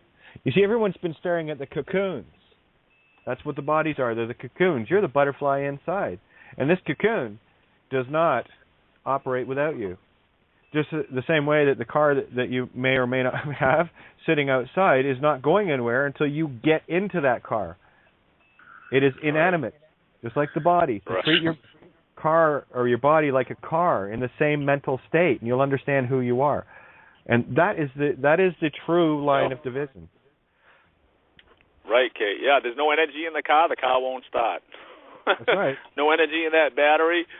That thing's dead. It's not going anywhere. So that's the thing. A body in a coffin. This is why people you got to stop holding on to these, ancestor things. And how many times have you seen shows where they say you're not supposed to speak the name of the dead? There's a reason for that. Because when you're doing that, you're bringing that aspect of the DNA back to life. Yeah. Or you're and 96% of that's dead. That's not a good idea. Life is in you now. Life is always now. You are all in the now moment because you're sitting at this table with us right now. Okay? This is not an alternate timeline. This is the now. Remember the original purpose of a wake as well. Yes. Celebrate the life. Can I interject? You just again, did. This is Laura. Did I say the right term? I don't know. I get so worried about how just jump in, words I'm using. I just wanted to express just the feeling that I had, and I don't want to get back on the courtroom, but I think it's an important issue about how I was feeling, because one of the things that I always noticed in having to always appear in court, and it was usually for traffic violations or no proof of insurance, it was always something, and it was always this fear, underlying fear, when I go in there, what are they going to do, and how should I conduct myself or behave, and it would usually not work out in my favor. This was actually the first time that it worked out in my favor. But what I guess because I had been, like you said, abused for so long, in that courtroom, that feeling of just love and appreciation, I guess, is what I felt soon as he walked in. And that was not my normal thing. My normal thing would have been fear. But like you said, something took over. My oversoul, higher self, I'm not sure, that gave me a whole nother energetics, the magnetic electric feeling, and it showed up for me. And you let go. That's what you did. It was very hard it's very hard to explain that to anyone. And now I come to you, and I'm thinking that I had done something wrong by just showing up, and then you validate that it was a good thing, and I want to thank you for that, and thank you for being here. So you can't make a mistake. No, thank you, because you appeared. You appeared to look into the veil, to peer into the other world, or a pair, to be the duality, to stand there with yourself, knowing that they are depicting you as someone else, but it doesn't matter what they do. It does not matter what their rules or their magic or their words or their worlds are. You always stand within yourself, within your own honor, damn it, why does everyone always bow down to a hierarchy? And you did a wonderful job, and you didn't bow down, and what happened? You corrected the whole damn mess, and they didn't even know what happened. Yeah, but you know what? I know what's gonna happen because if you don't, and that's what people are working on getting towards, right? Is getting towards knowing who you are. Because the thing is the universe is gonna hand you a whole pile full of shit, You know, that's why I took my life. This Richie? Guys, before we keep going on them. here, hang on. Okay, yep. I've still got a few people that haven't been in here, and I'm not going to roll over. It's 12 minutes, guys. I don't want to cut you short, but again, let's leave room for everybody. I'm not sure. Absolutely. Oh yeah, it's all good. I know I've got Jason in here. He's been hanging on for a bit, and I'm not sure if that was Manny that called back in 956. Yep. Okay, good. Jason, how are you, my friend? Can you hear me? Loud and clear. All right, good. Okay, yeah, I'm all right. I just thought I'd chip in. Well, I was listening. I just thought I'd chip in because the show's it's been very powerful, Ken. I've just noticed there's been an 8 earthquake in Chile with a tsunami, and that's a big earthquake in the middle of the show this evening. So, you know, it inspired me to give you a call in because I was listening to yourself and Steve and everybody else, and you know, really salient points, aren't they, that a lot of people are out there selling information and guiding people, and you know, for myself, I take it with a pinch of salt. If there's anybody perpetrating what they pretend is a truth, because I only know my own truths. I know one of the truths here is that the only thing that dies on this earth is the only truth here is that the body dies. The rest of it's a complete illusion. So I've got my meat sticks operational tonight. You know, I've got my spirit in that, and that's the key for me. I don't need to arrive in a courthouse to prove that I'm not my name. You know, I can be my name if I can be any name I want to be, but I know what's animating me physical, and that clarity came in the last few months, actually, listening to yourself. I never really thought about it. I was sort of halfway there with it, really, but it was never that important to me because why would I want to go to court? You know, why would I want to go to court? I've been to court before for various and, you know, in front of police liars. Even though I was my name and, you know, criminal charge, I hadn't done it. You know, they were lying. And given the due, you know, the solicitors were saying, you know, whatever, you know, you don't. I'm trying to bend my will, basically trying to say, if you acquiesce, then, you know, plead guilty. And I said, no chance, I'm not pleading guilty, I haven't done it. And the police were there lying, and the magistrates, you know, just on this, they not guilty. Police walked out with their tail between their legs. So it can work in many different ways. You don't have to know the name. You know, you have to know that you're studying truth, and I was studying truth that day, even in the court. So that's, you know, that's what I want to chip in there. But, you know, if I choose to be a name, I'll be whatever name I want to. I've had this discussion with you before. You know, I can pick whatever name I want up.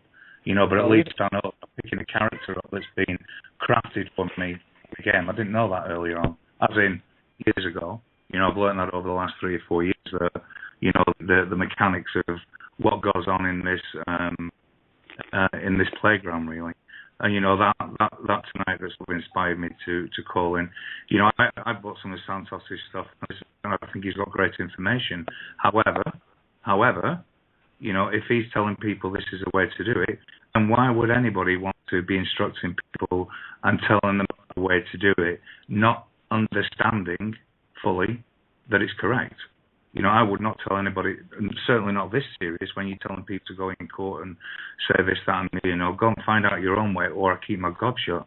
You know, and I agree with Steve. If the person's not been there, or if I've not been there, how can I give any advice on it? Because I can only tell my experiences, and that's all I attempt to do. I don't always do it sometimes, but I attempt to do that. And, you know, this reality is completely collapsing, and there's going to be a lot of meat sticks that are going into complete and utter panic. You know, tonight we can see with these earthquakes, that's a whocker in Chile. There might be a bigger one. How big was it? Yeah, how big was it? 8. An 8? Wow, that's a big one. And as well, it's 10 kilometres. It's pretty sure it's on the coastline. It's earthquake, and there's been a lot of other ones there as well. That's the final one. They might have a 10. They might have a 12. You know, who knows what's going to go on, because things are getting hot. So we better know who we are, because we're going to be experienced. Well, I better know who I am, because things are going to change and repeat. That's from my perspective. You know, on many levels, and you know, my meat stick's going to panic because because it will panic, and I'd better make sure my spirit's in control of it. Well, yeah, and this is the thing. Once you get to this point, I'm going to get right in here and just tell you, once you get to this point, you have no fear at all, because your cab driver has you. It doesn't matter where you are. There's no need to run to the hills. There's no need to do anything, because wherever you are is exactly where you're supposed to be, and the cab driver has you. There is no need to have fear or panic or any of that. And I do understand what you're saying with regards to others. Those that don't, well, that's why we're here, because we're going to be that stable datum. Exactly. And I just, while I've got you here, Jason, I just want to let everybody know that because of Jason, I was able to help a lot of people, myself included, but I was able to profoundly help a lot of people. And I can't be more grateful, Jason, and thank you so much. Well, you're more than welcome. It's not an issue. Hey, Jason. It's Adam, yeah, right? He goes by Adam on Facebook. Or is that a different one? That's a different Jason, yeah. Oh, excuse me. No worries, Colleen. Hey, Jason. Yeah, hi, Steve. Yeah, hey, my friend. Thank you for that. Man, you've got a great energy working there. I would like to possibly converse with you. Yeah, so I want to go Tsunami, and you can converse right now, Steve, with him, or chat afterwards. But this so-called tsunami, I lived in places. I've lived next to the coast most of my life, and I live in Hawaii at the moment. So I have no fear.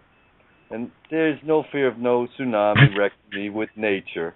As we're reminded, we are the force of nature.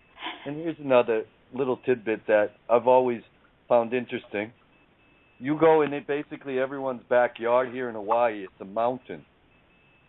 And we usually have plenty of warning if Gaia is sending something our way. And the only panic is that, you just forgot to go in your backyard and head up.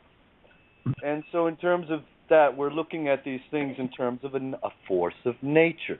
It's not so much how it's physically affecting us. This is a spiritual force that's being shared with us, and remember it in that way. So when the earth quakes, when the waves flow, remember it's this beauty of energy I feel.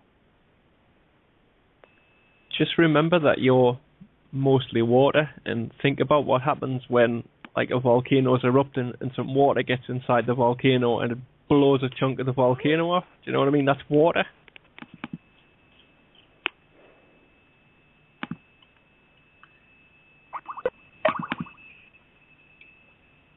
Yeah, that kind of went quiet there for a second, guys. I was waiting for someone to jump in. Figure that one out. Hello. Too funny. This is Eric. Hey. You hear me? Yeah, loud and clear. Go ahead. Yeah, I'm glad that we finally stepping up the game and talking about this magical place instead of this court legal bullshit that has been going on for too long time. This tsunami earthquake, that was an event, so that probably someone of us manifested, someone tested his powers or something. That's how powerful we are. We are more powerful than that. So, yeah, it's too true. And yeah, I know it's true. Mm-hmm. Yes, I do too, and thank you for that, because this is the point I've been trying to see if anybody's going to catch on to, and it's amazing that tonight on the cliffhanger of Brother Santo, losing his grip, that it would finally this night so many would come to this table and bring up this thing, that it is not about the great work that Kate's done on the words. It's not about the numerology. It's not about the history. It is about who the fuck we are as human animals and our connection with this planet. This is our planet. This is where we fucking live. This is our energy. We absorb and we give back. And it's time to reconnect with what we already know exists.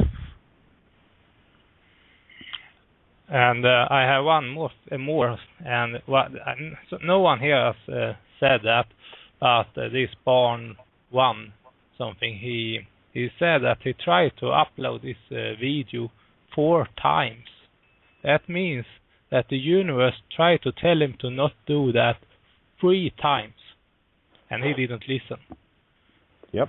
So, yeah, this place is truly magical. Or you could look at it the fact that the YouTube and the video and the electronics and the inorganic technologies is not what we should, as human animals, be using to start with. But we have to use it temporarily at this point, it seems. Yeah, for to sure. remember. Now, we got about a minute to roll over, guys, so I'll just let it roll and see where we go, because this is exactly the energy that I want to reinforce. Yeah. What I will ask is, Mike, you're still on the board, or Mark? Both you guys are, I guess. Yep. Helm's yours for a few minutes, and I'm just going to open up 631 as well.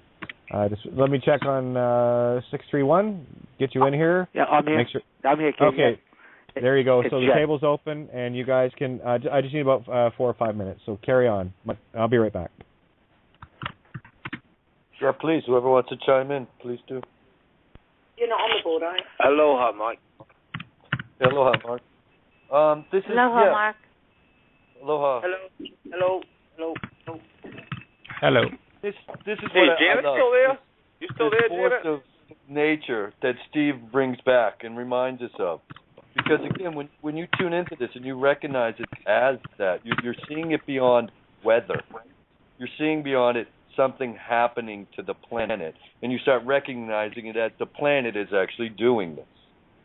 She is not just this is what happens to her. No, she's an active participant, the number one dreamer. Let's be real. And we are her too, Mike. We are Gaia. We are made from Gaia. So if we're made from Gaia, we are Gaia. Only the body calling. Only the body. Yep. Only the meat stick is made from minerals. We aren't. Well, see, the thing is, like what I see, what Kate gets at though too, which it takes, because you float in and out of this recognition of acknowledging is once the energy leaves this body it's dead. It instantly starts to decompose, and the trees, the energy that's in the birds, the animals. Once the energy leaves them, you see, that's why. I know. Well, what it's getting at, Richie, is there's no that's separation. When you tune back into this, you remember it doesn't matter if you have a body or not. She's reminding you of there's no separation. That this, there's no division. Right, so when we talk about That's death and dying and giving up the body, once again, we're going back to maybe the clarity of there's no division. And when you tune in back, who created the body? Who created the body? Or what's the purpose of the body? Answer the question. Who created the energy? the body? The energy created the body. The mind. Now, who if the created the body body would be a way for us to reflect on ourselves, because there was basically nothing to do up in the higher realms, and then we wanted to kind of reinvent ourselves.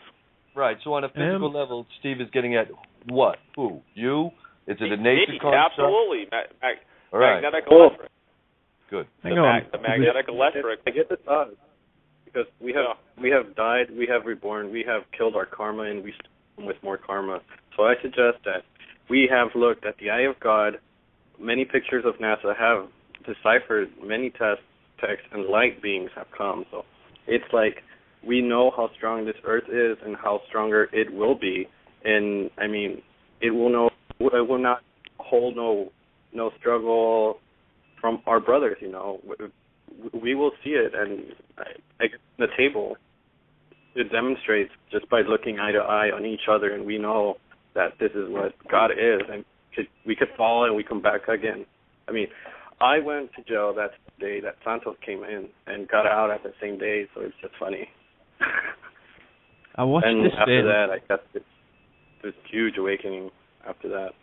Watched this short YouTube interview with a scientist, and he'd taken stem cells from one source, and there was 4 different batches of these stem cells, and they all grew into different parts of a body, different parts of it, and it was the environment that was stimulating these stem cells to grow into different pieces of the body. I think that's Bruce Lee. But absolutely. But try putting those stem cells in when my energy leaves this body. Them stems aren't going to do anything. You know what I'm saying? Well, when I say that we're Gaia, that we're made from her, we are, and we're so much more also, just like Gaia. And we might all be full of shit. I say that the same when I look in the mirror. I'm like, I am more than my family. I am more than all my enemies put together. I am everything. But do you know what you are?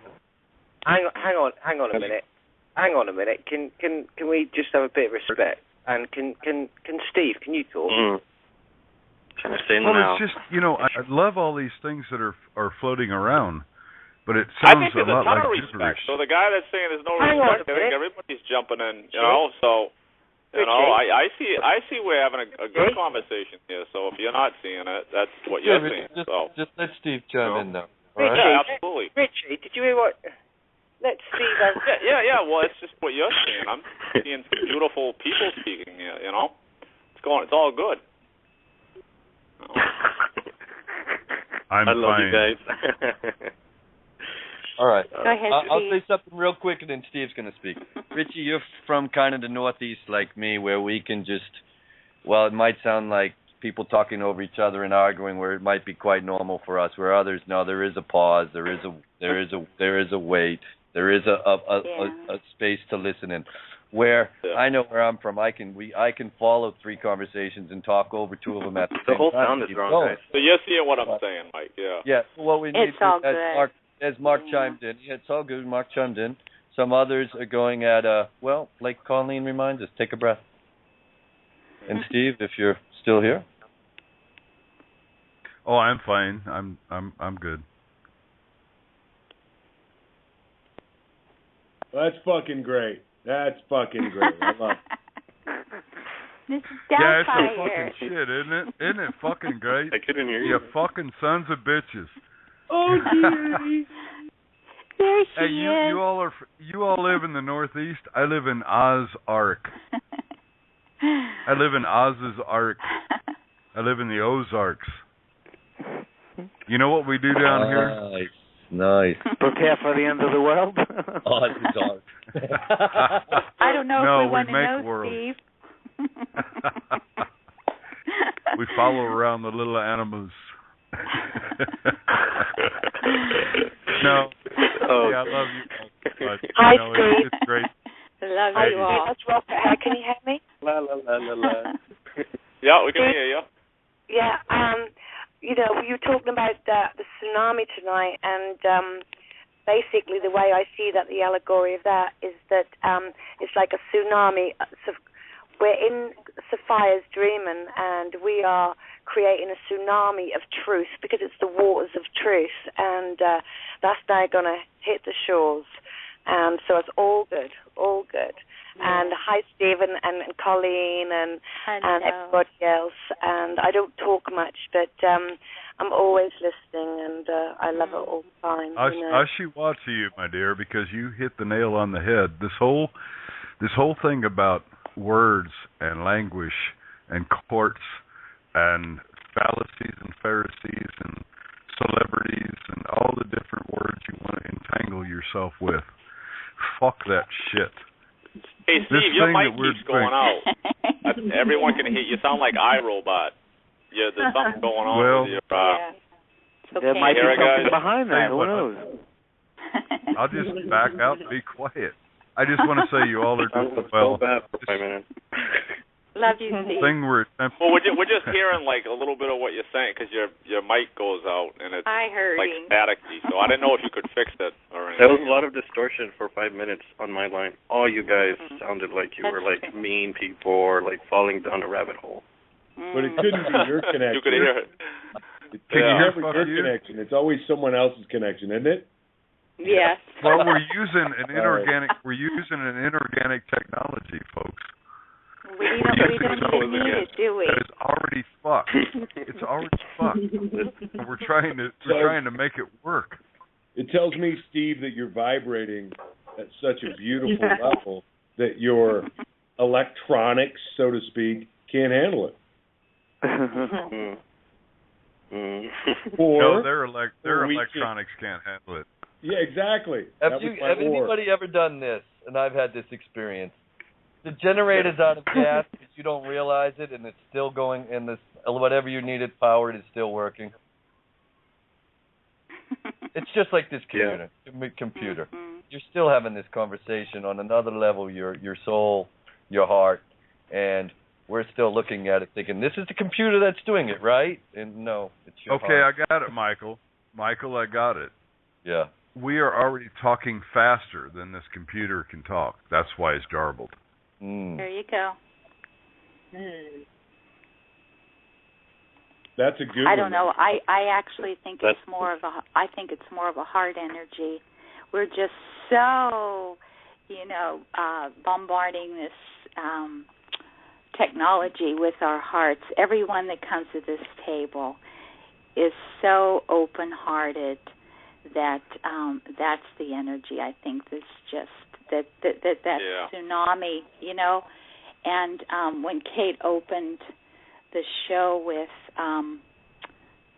I had posted a picture and a quote, and the very last part of that post, it says, "Train yourself to let go of everything you fear to lose." And then we have a huge earthquake, right? The big test to let go. The big test is to let go of that fear of dying. That's such an illusion that has us all, well, not here at this table, not us, but humanity in that fear of, that this is all there is. I don't want to die. I don't want to die. I don't want to die. Yeah, that this is all there is, right? And just what Ninja and I were talking about, just connecting in, and you're not even here anymore. And I don't know if Kate's back. If we're going to stay on a little while, I wanted to share a short experience that I had. Yeah, I'm right here. So go ahead. I'm just muting out here. Just go ahead. I'm in. Okay. It was probably about 25 years ago. I was driving on a freeway here in California, and we have like 6 lanes going north and 6 lanes going south, and everybody's flying like 75, 80 miles an hour on a Sunday evening, and rain pouring down, and I was going home, and I looked in front of me, and I saw all these lights that were on these really strange angles, and what it was the cars were like on. Somebody had wrecked, and so everybody else coming that was going so fast were running into the people who had wrecked, and then everybody else was coming. And so all these cars were on all these strange angles on the freeway. And so when I finally could see what actually was happening, all I could do, I had this feeling come all through my body, and I felt so at peace that I let go. And all I did was close my eyes. And I was just waiting for the impact of the cars that were strewn all over the freeway. And so I had my eyes closed, and then I opened my eyes, and nothing had happened. And I looked in my rearview mirror, and all the cars were still running into each other, crashing into each other, and somehow I went through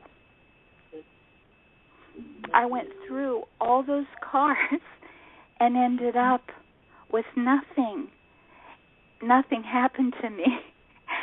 And I was going to pull over, and then I thought, I'm not even going to pull over because I don't want to cause any more crashes. But because I let go and it was okay, I felt whatever was going to happen. And it's all in that tiny little split second. You think these things, but it seems like an hour went by that you think these thoughts, and you go into that surreal space like Ninja and I were talking about. You're somewhere else. So somehow a part of me, or grace, or whatever you want to call it, I went right through that huge traffic collision without a scratch. Not grace. That's the thing. Everybody gets caught up in this fucking shite that there's something else that creates besides us and our connection with the earth. God damn it. That's when Why do we always lean? No, Steve. When I say grace, I feel the grace is coming from within. It comes from within. Yeah, and again, we're all, this is part of the game too. Is we're all saying the same things, but we're finding new ways to say the concepts to others that we just got a lot of old habits to break, and a lot of this stuff I let slide. But when it gets a little too literal and it's definitely a program running, that's when I'll jump in. But I get what you're, and Colleen knows that, you know that, I know that, countless at this table know that. So we know who the source is. You're it. And I just leave it at that. And if you describe it one way or another, that's okay. It doesn't matter to me. I got to tell you, though, tonight has been extremely this has probably been one of the most wide open of the anagogics that I've experienced in a very long time. And you see, I can say this all I want because I experience it all the time. What matters to me and why I listen so closely to you guys is it doesn't matter that I get it because I already know I do. It's you. I want to hear another point of you talking to the other point of view that's magnetic electric, me. I want to hear that the good idea is agreed with and is being experienced. That's when the shit and that's when the magic happens. Yeah. Well done, guys. Yeah. Most beautiful. And that's when I send you one of my wonderful wee brownies. Is that you fucking vagina? She's back. Yes, She's back. dearie. How are you, dearie? Oh, my you God. know what, Kate? And I read it. You know what, Kate? I'm thinking about too, like the whole reason, and that's why. And I forgot about it, and I knew it, but I wasn't communicating with enough people. I was communicating with too many dead people, and that's the part that I haven't somewhat gotten into. But that's the thing is when we talk about Jesus or the words, the energy is he came to not heal the people that. If you're healthy, you don't go to a physician. He said, right. So your job, which I know is what you're doing, my job solely, and I'm speaking for me and others who can resonate with this, so all the ears that are listening in, right, out there, the 100,000 or million, that are on there, is, right, my job specifically is to help raise the dead, you see. So I don't want to go hang out with a bunch of healthy people, really. My job is to intermingle with the sick people, with the people that need the help to raise out, the ones that are suffering in that illusion, of who and what it is they are, and that's where I stand that far firm above? and hold that light. You're that far above them? What's that? Absolutely I am. You're that... Well, cool I know for that. you. God. Yeah. I've met a creature I'm not who bragging. is shining light is so See, the bright. thing is, when a Christ sounds like consciousness speaks, Steve, right, to another ego, the other ego doesn't like it. You see, I know who I am, and I stand tall with it. Why wouldn't I? I stand with that light and am that light. I'd be a because fool it sounds not like to. ego. It sounds like an ego trip to me. No. See, you're misinterpreting it because you're speaking with an ego right now. You see? I stand firm with that. I do have to say, I really know that Richie comes in with a big open heart. Sometimes he talks over people because he has such passion, but he has a huge heart. Yeah, it's I love you, Richie. Thanks, Colleen. I like you too, Colleen. I'm just giving you shit, buddy. So what you reminding me of? No, you're not. You're serious, brother. I hear it loud and clear. My family thinks the same way. So who are you? Something in the story, and you're sharing it was really clear, and it was just like you were trying to have this conversation with dead people, and I'm just laughing, He just, and then you're like, oh, I'm supposed to have this conversation with other people. So it's not so much you were about the people. You're like, wow, it wasn't about that they're dead. It was just like you were trying to have a conversation with people who basically had cotton stuffed in their ears going, no, Richie, I'm not listening to you, and you kept trying to talk to them, and that's what I was just imagining. And so it reminds me of that song, Dead Man's Party. Yeah. But that's my compassion. That's the thing. And like I told you before, I value my ears more than anything. I don't speak that much, to tell you the truth. I listen more than anything. So when I'm on this show for this small little fractal of my experience that I have. You make up for lost time. Yeah, you can have that's right. That's right. Kate's opened the table, and that's what this table is for. That's right. It's the last supper. No. Well, I love you, Richie. I think you're fucking cool. Yeah, I think you guys are all cool, too. We're all cool at this table. I don't know shit from Shinola myself, so I love coming here so I can learn a few things. You like to stir the pot. Well, there's a lot of powerful energy here. Do you use water or paper? I use gasoline. It makes things rise. Tough guy.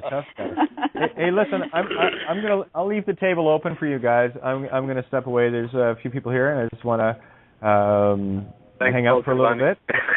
But love you guys. I'm still around, so don't worry. I've got my eyes on the board. But Mike, and I don't know if Mark's still in there. Yep, Mark's still in there. So it's now reverting to the M&M show, and like I said, I'm here. Okay, so keep it going because you guys are on fire, and I don't want to jump in anymore because it's you that are burning and creating, and I love sitting back and just experiencing it. So thank you.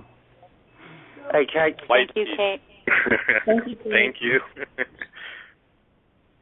No worries. Mark, did you want something there? No, I was just saying hi, Kate. Oh, hi. Yeah, and maybe you, me, and the Rocket can hook up tomorrow and have a little chat. Yeah, for sure. It'd be great. All right. Okay. Love you guys. I'm still here. Just carry on. I want to hear. Love you guys. Just go and do your thing. Love you guys. We'll miss you. Oh yeah, right. You guys are funny. you guys like we'll miss you, and she's sitting right over there at the I'm right here. The lounge part of the table. I know. Exit. Yeah, I'm just slipping over to the mantle and standing by the fireplace, but I'm still here. Let me tell you how crazy is this, right? Let's see. 13 years ago, I was run over by a car. I was hit by it at 50 mile an hour, and I'm not sure of the percentage of people that survive getting hit at that speed, but it's not very many. Anyway, my leg was mangled, and I've got no memory of being run over by the car, right? I know that it happened because my leg's knackered. Yet, after it, I was having nightmares of being run over, right? But I was driving the car, and I can in these nightmares I can see myself being run over from the viewpoint of the person that was driving the car. So that's obviously, it tells you that person is obviously me, isn't it? Yeah. Wow. Yeah. Well, shared perspective. Then you haven't had the one from you getting from the other perspective now. No. Where you mangled your leg. Guess not necessary, but that's great insight, bro. Mhm.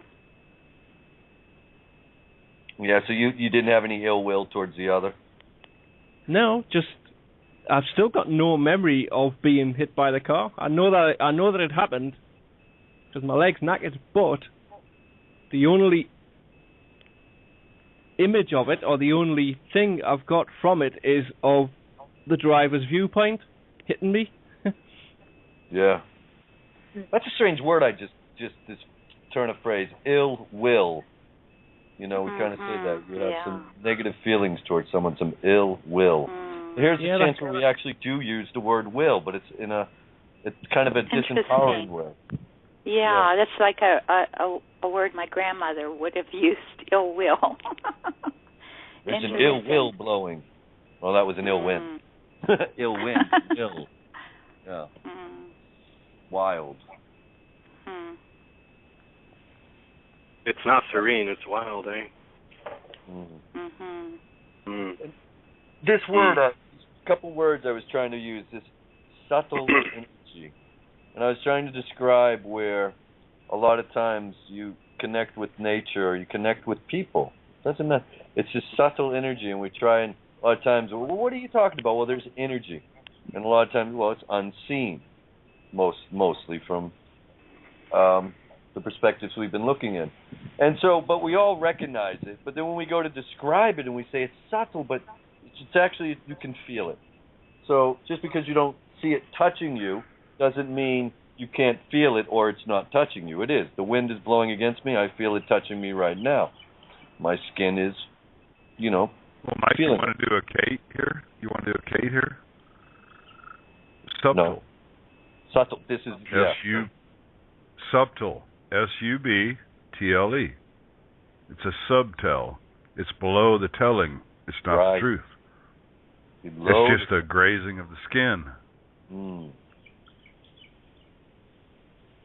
Right. And so this is where I was moving into, where it becomes tangible, where it's actually more felt. So moving from subtle to tangible, this is where I was trying to go with it, Steve, where this energy of nature or spirit is no longer an unseen thing, where we go, well, it's still under the so-called surface, where it's really coming quite tangible. Tangible. T-A-N-G, Tang. They took that to the moon, didn't they? Supposedly.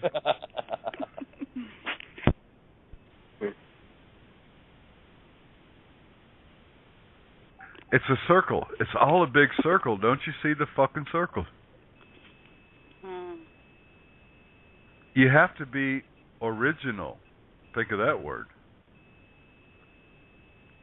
Something that hasn't been done before. You cannot extrapolate, excruciate, eliminate from the past. If you really want to be a creator, then quit creating. The creating is in the past, the replication. The creator is the one who thinks forward.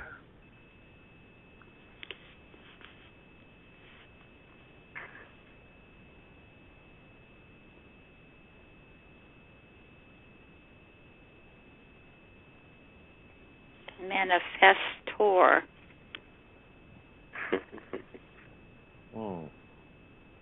Okay, take F-E-S-T, fest.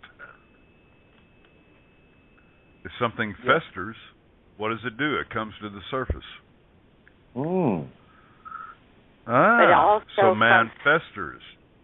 But also like a festival is like high energy and joyful. There you go, above the rest. Yes. Not rest, it's activity. But is it act or is it rest?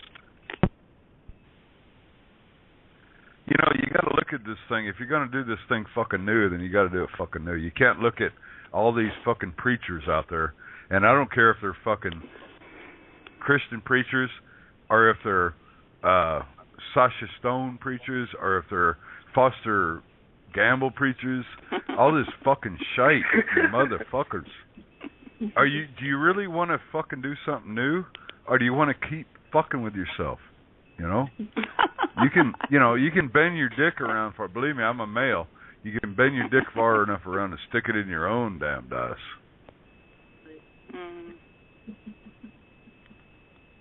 Like the old saying says, I got a double-jointed backbone. Stick my dick in my ear and jack off with my head. Now that might sound kind of crude, but you think about it. You take the lower levels of the chakras, if you believe in that crap, which I don't, and you stick it in the higher levels of the Aries, the heavens, okay? Rama. And you fuck yourself in the ear. Oh my God. It's all crap, folks. Yeah. It's all crap. You want to make something new? Fucking make something new. Don't look backwards to go forward. Just go word or word. You can't. It ain't going to work this way. You can't fight the courts. You can't find the words. You can't fight the documents. You can't fight the shit. If you are what you think you are, then be what the fuck you are. And just fucking have a new imagination. I imagine. I am magic. Have something fucking new. Now, I would love to have a new idea. Am I going to base it on old technology? Am I going to base my new idea on science, on old astrology, or old astro-astrology, or everything they've written for the last 6,000 fucking years? Now, Santo, I love my brother so much. I really, really do. And my heart is so sad for the position that is taken at the moment. But at the same time, I have said months previous, if you go back 5,000 years, according to his own research, you are at the lowest point of humankind. You're in the Iron Age. How the fuck do you go from the Iron Age to the Golden Age? The Bible says the twinkling of the eye. So there has to be an energetic effect, correct? You can't do it trying to think it. You can't do it trying to figure it out. No. You can't do it by listening to anybody else. You have to know it within yourself. That's where the knowing comes from. So I don't know what to say. I don't have the fucking answer. If I did, I'd sell it to you for $100, you know. I'll put that in creation, right? But I'll get my checkbook out. There you go. It's crap. It's all crap. Oh, watch a movie. If you know, Kate loves movie things. I love this. Watch a movie called Wolf of Wall Street. It's almost a comic rendition of life. Okay. If you don't want this thing, then leave this thing. Don't engage with it. Don't try to learn how to walk into their courtroom and stand and be a sovereign person. Just don't even fucking be a part of it. Figure out what you want your life to be. Just yours. And then live that one. Do not engage. Do not take anything you hear from anyone else and try to walk into their scenario and play your game. That is stupid. If you really think you want to change or you want to do something different, then just fucking do something different. And don't engage with their shit. Disengage. You don't even have to disengage. Just don't fucking engage to start with. Yeah, so take your license and throw it in the trash. I just got back, by the way. I'm just listening to you, Steve. Right, exactly. Take your license. Do you have a license? Do you have license plates? If you do, just take them and throw them in the trash. If you know who you are. What Steve's getting at is even clearer. Well, that's what I'm saying. He's saying don't give anybody advice. People want to wake up. People want to know who they are. That's the whole point of this table. Then they this have is the whole unraveling. That. This is what's unfolding. You cannot tell them anything. Only thing you can wake up is your... No, we're just telling them who we are. That's what we're doing here. We're telling people who we are. I ain't telling anybody shit. No, who I am. I'm not an ID. I'm not an ID, for one. I'm not a license plate. I'm not a registration.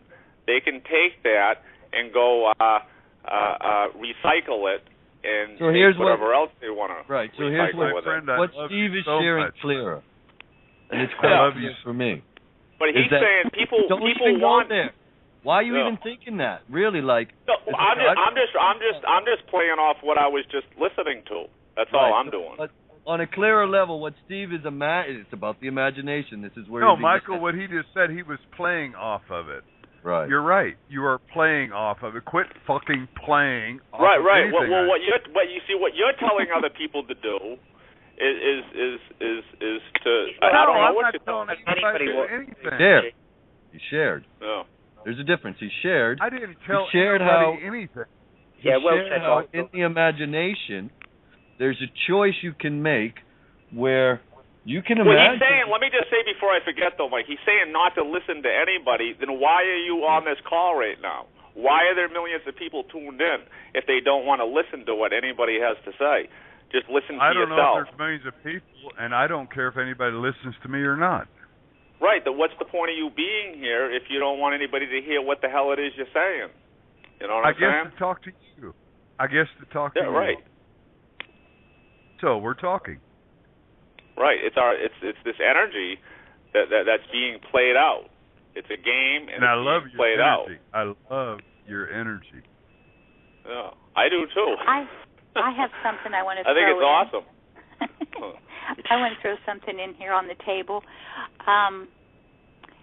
So each and every one of us, whether it's 10 of us around the table or, thousands listening or 1 million, each one of us brings in our own unique piece.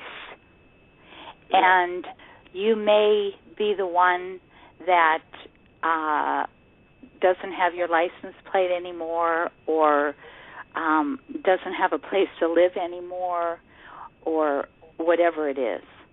Each one of us plays our own piece here, and it looks different for each one.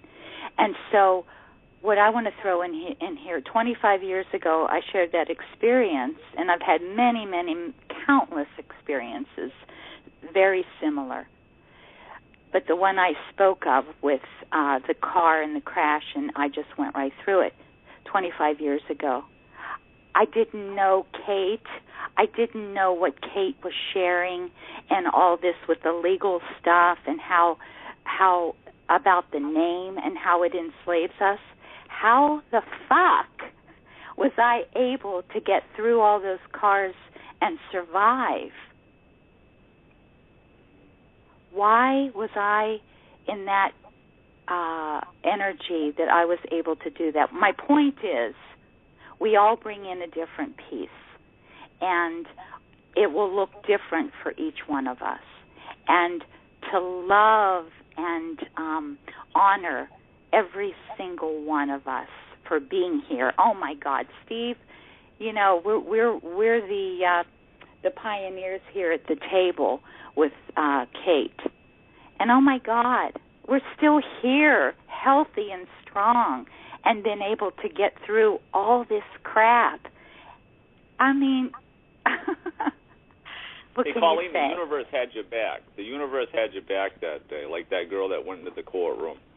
Absolutely. We are the universe. We are the universe. Thank you. Yes. You had your own back. Yeah. Well, that's what I mean. That's what I mean. I'm smiling. Absolutely. I'm smiling. Unmuted. Colleen said fuck.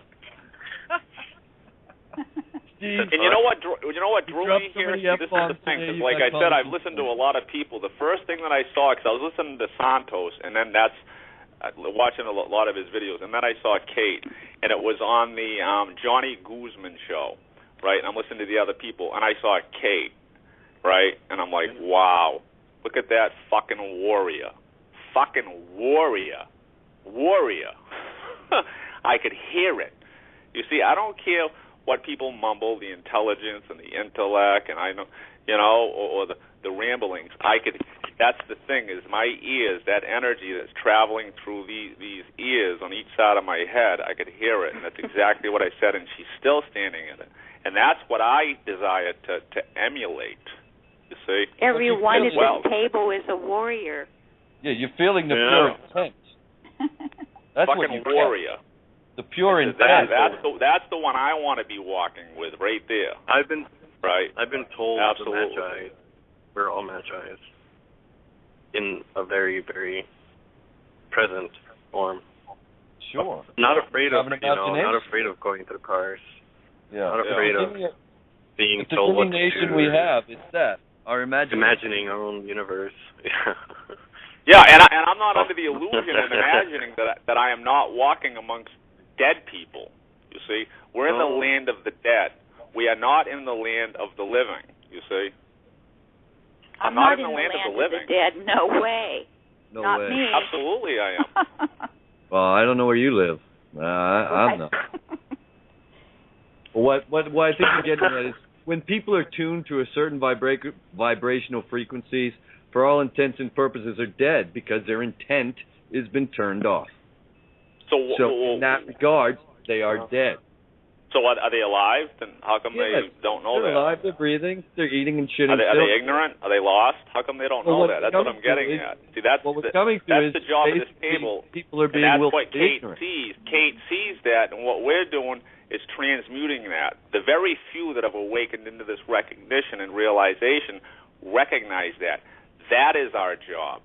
Well, that is my job. That is my purpose. That's hers. I can hear that in her and others as well that are beginning to rise themselves into the land of the living again. Right. You see? So, but I'm not under the delusion. I have something to say too.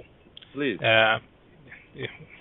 We are all gods living in our own universe. We have every one of us has our own universe where we are gods, and all our universes are interweaved together and creating this world.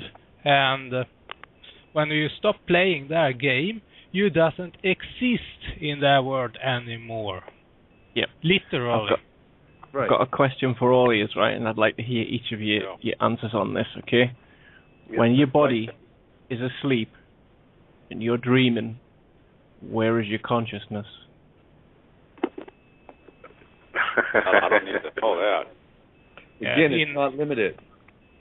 In our own universe.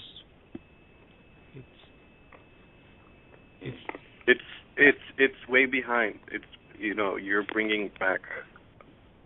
Well, the spirit's willing. The spirit's willing, and the flesh is weak, right? I mean, this body is in itself. It's dead. The energy that I am, me, right? This is the point Kate's trying to make. Your magnetic electric gives it life. It's dead. Well, I have to interject something here. Yeah. What if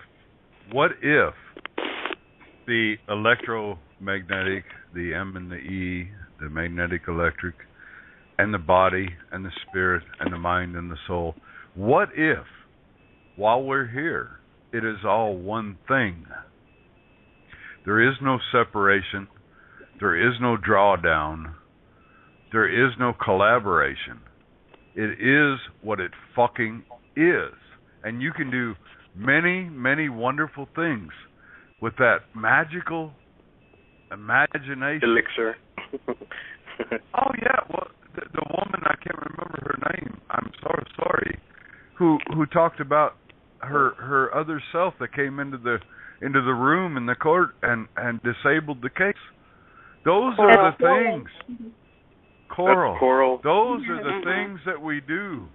Those are the things that we are. And forget all this fucking shite. Forget these numbers. Forget these fucking words.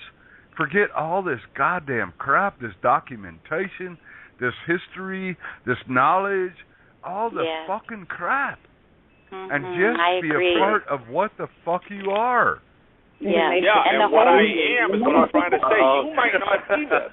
You might not be this. Whoa. But no, I have come into this friggin' world, and this is what Kate is doing, is we're here, okay? This is specifically, okay? We're walking amongst the dead, you see. There's a big difference between the world and the planet you're standing on. That you is guys right. talk about world. So when you say just let them be, that might be what you want to do. You see, or another thought. What your Stop purpose a minute. is directed. Your mission. Richie. Yeah, no, I'm Stop just trying to say to Steve, because he keeps saying let everybody see, my mission and other people's mission. Very few, when you raise yourself into that Christ. Right now. It's very not confused right now.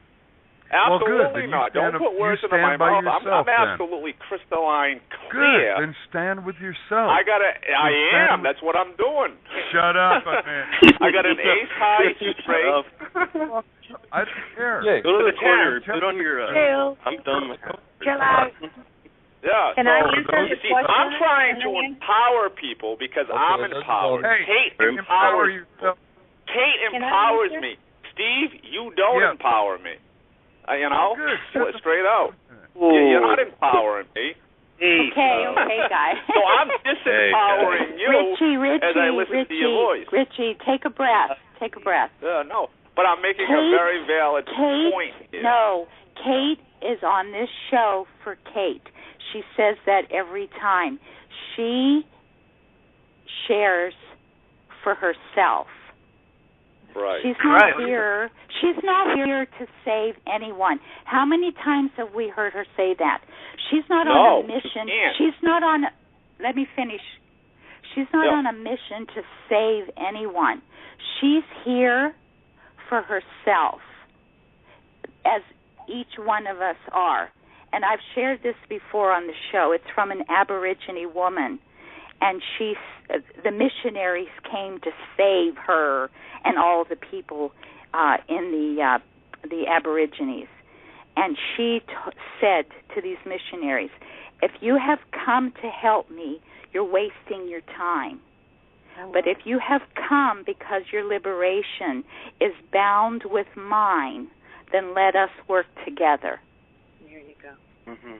Oh, that was beautiful. I remember that. Well said, Colleen. That was absolutely spot on. Absolutely beautiful. Thank you. You just honed into my vision. Thank you. Yeah. So when we remember all is self and self is all, and when you're looking at somebody and you might be calling them dead, they're not. They're a God playing the role of not being God. Again, why you might recognize them as dead, they're tuned into a frequency, again, where their true intent is not being expressed. So the general word we use is they're being a zombie because they're running someone else's program. So, and that we use the word dead because they're not living theirs. So if you're not living yours, generally what we've been doing is living here it is, the dead fictional reality vibration. That's the one we've been tuning into, where again we basically turn our switch from living to not living. And when we're not living, we're generally working for something we don't like and spending our time and just doing things where we realize we're not really living. We're not laughing and we're not loving. And so again, the people who are not what we would are envisioning woke up, are they dead? No, they're just playing the game a little bit longer, it seems. But they're not dead. Again, just like I have been in some parts of my day, not before, some parts of my day today where I played the role of God not being God. So I could have been, if you want to call it, dead in that moment because I disconnected myself in only imaginary. Well, I don't even want to use that word imaginary. I fooled myself into thinking I disconnected again because I never was disconnected. We are never disconnected. We always have that intimate beauty. Yeah.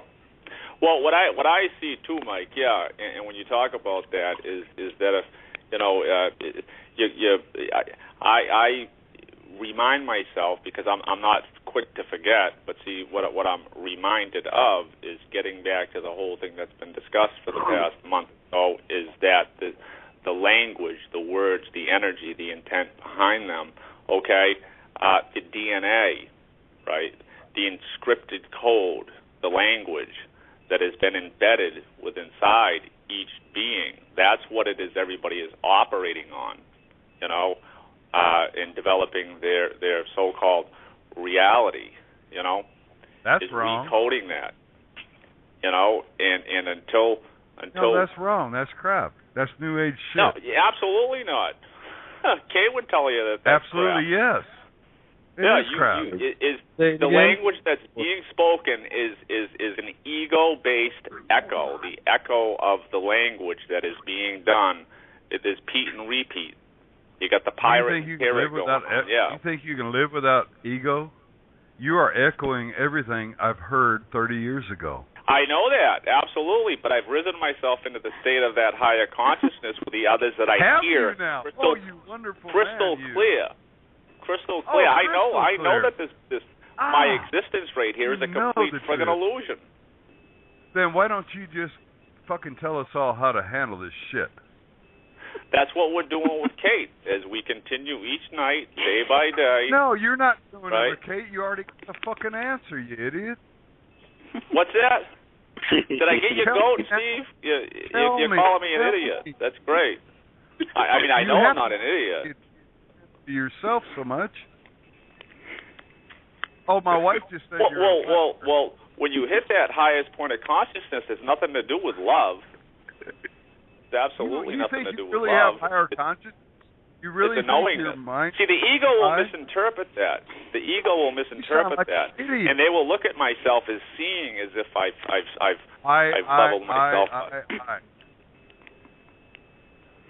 I have never heard you say anything else but What's that? There you go again.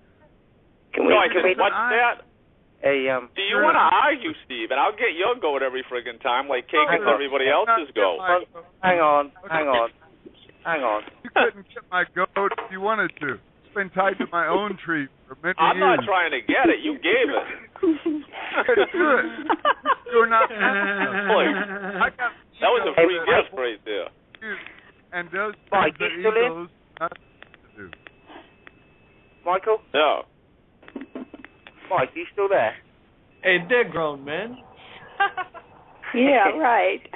Yeah, see, I'm not. But see, the thing is, I see you, Steve, loud and clear, brother, and you're dealing with ego, big time. I don't need to call anybody any names. I'm a fucking warrior. You could never take that. See, I'm a effing. Yeah. Well, then, how come you're not standing in the knowingness of that? If you were, you'd be on my side. You would be on mine and Kate's side. See, you say you're on Kate's side, right? I'm not on But Kate's to be honest side, with you, I think you're full of shit. I think you're full of shit, Steve, to be honest, because if you were on Kate's side, you'd be on my side. Hang on. And I guarantee you Kate would have my back before she'd have your back, because I'd have Kate's back. I wouldn't care one way or the other. Kate's pretty much probably a handful of people on this planet that I would stand with and walk with, talk, that I see it in her. Out of 8 billion, she's a warrior. A warrior. Well, let's cross swords, my friend. We're doing it right now. How does it feel? Sparky. Because I'm just mirroring the reflection of what I hear coming out of your voice, and you're not empowering the words of empowerment. Absolutely not. I'm not going to fishtail around this whole energy of what I'm hearing. You know. I'm not going to. 8 minutes left in the show. Colleen, was there something you were going to read? That's honest, Steve. Literally, when I hear coming out of you, and it's no pun intended. You know, I mean, like I told you, I think you're full of shit. Here comes the rain. I think you're full of shit, brother. Here comes the rain. Shit. Take me with a grain of salt. I love you all so much. Richie, I think what you're missing here. You're all so beautiful.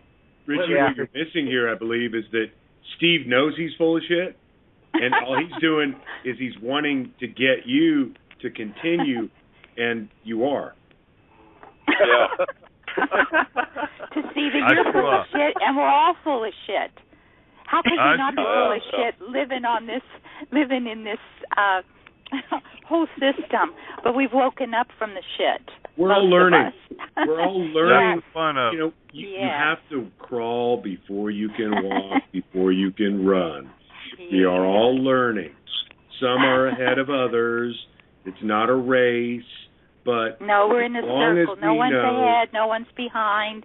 As long as we know that we are getting out of this crap, this 3D crap, get dark, get deep, and shut the fuck up. Get quiet, right? We're getting to know who we are as gods. That is the key, right? I'm God. That's one of the real deals. Hey, do me a favor. Quit using the word gods. I'm Stephen Keith Richard Mahon, the best son of a bitch I ever fucking knowed in my life. I have no gods. I'm saying? He's Keith. He's Keith. Steve, who are you? Keith? Well, he was talking. Yeah, give the guy a bit of respect. All right, keep going. Oh, nice. Steve, talk. Yeah, Steve, I get what you mean. Steve, and I even looked at this word, but Kate has broken it down, neutralized it. So when we generally do use it, we're using it not in that old-fashioned way that it's remembered. But yeah, I think a word will be coming quite clearly. Authentic soul expression, heart. I mean, there's different ways we could express our uniqueness. But I do know what Steve means, because it has that energy with it, that word. Gods and goddesses, and Well, my definition of God is an eternal being that knows who he is and exists eternally. That's my definition of it. Yeah. God knows who he is. I'd imagine. Yes, you do. Hope he yes, would. you do. No, yes, you Because if he didn't do. know who he was, there'd be a problem there. No, there's no it or his. You know who you are. Yeah, I'm God. So you don't have to be a god. Just be you. No, I am God. I am God. You are. No, you are not. I am. I am. I don't know who you are. You don't know who you are. Otherwise, you know that you were God. There ain't no such a thing as a fucking god. It's a fucking word. It's a fucking word, for God's sake. Okay, Get guys. over the language. And it means that a being who knows who he is. What I'm saying, God knows who he is. Has any of you guys ever gone square dancing? I remember going square dancing. Richie, if you have to keep saying, I know who I am, then you don't. No, I said God knows who he is, right? And I know who I am. So that makes me God. Right? Wow. If the God as creator is a man, we are really fucked. Oh, yeah. And that's the words from Mrs. Doubtfire. Well, that's what I'm trying to tell you. I'm not a man. See, that's what you're missing the point. This body's an illusion. This body's fucking dead. Do you not hear what Kate says? Are you guys' ears open, clear, clean, crystallized? This is what she fucking talks about. This body is dead, right? God is alive. Why that do you eternal listen energy. to anybody? That's bullshit. That's what I'm getting at. So No, you are the eternal energy. You are what you are. Period. There's nothing going to come save you. You're not going to become anything special. You just fucking are what you fucking are. So yeah, of course I don't need anything to come save me. Bullshit. Well, yeah, you need to shut the fuck up. Because we can't hear you, Steve. You sound like iRobot. There you go. Great. That's good. Did I get your goat, Steve? Did I get it again? I got too many goats in my room here. I got to go build a fence out back. All these goats in there. They need to graze. Eat a couple of them goats. Yeah. Hey guys, you only got a couple of minutes left here, so I just thought I'd let you know. Again, I just want to say thanks and look at you guys. You missed all the fun, Kate. Better get download. Okay. Anyway, but again, thanks again, guys. Great night and wonderful, wonderful energy. Thank you guys so much. Thank you, Kate. Thank you, everyone. I love you all. Enjoy your brownie. Single one of you. All right. All love. Hey, Kate, give a shout out. See you guys in 12 hours on the Gaia Sophia Dreaming Show. Yeah, please do. Actually, I'm going now, so you can log out or whatever. None of us are in. So as soon as you hit in, we're all gone. So with that. Much aloha, much love, Kate. Oh no, I just want you to. I want you to announce your show. You got a show in the morning, right? Yeah. Oh yeah, I did. 4 a.m. Hawaii Dream Time, 3 p.m. GMT. Please tune in. Yeah. Beautiful energy Posted on the there. Facebook group. Yeah. Yeah, great sharing, everybody. Thanks for coming to the table. All right. I got a smile on my face. Love you all. Yes, Namaste. Y'all go fuck yourself. Fuck you. I guess I'm not that much of a depth, Steve. I can't do it yet. Alvita, you better say something. Not that I want to. So Alvita, if Alvita's there, yeah, big love, Alvita. Thank you.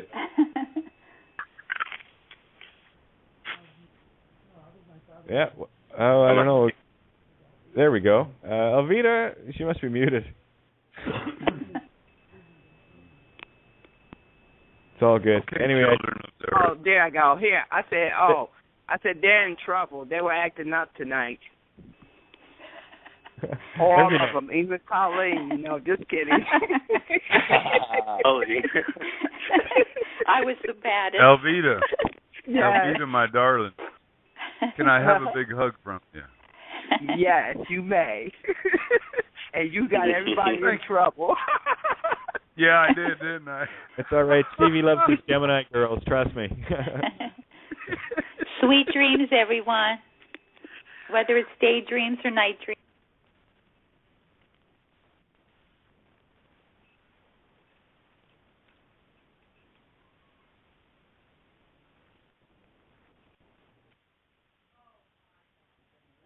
It's really quite simple. No, I'm not letting anybody off the hook. Oh, least of all Santo, for Christ's sake. This guy should know better. And I'd just ask Tammy and Bo and anybody else that's doing illegal shit just to stay the fuck away.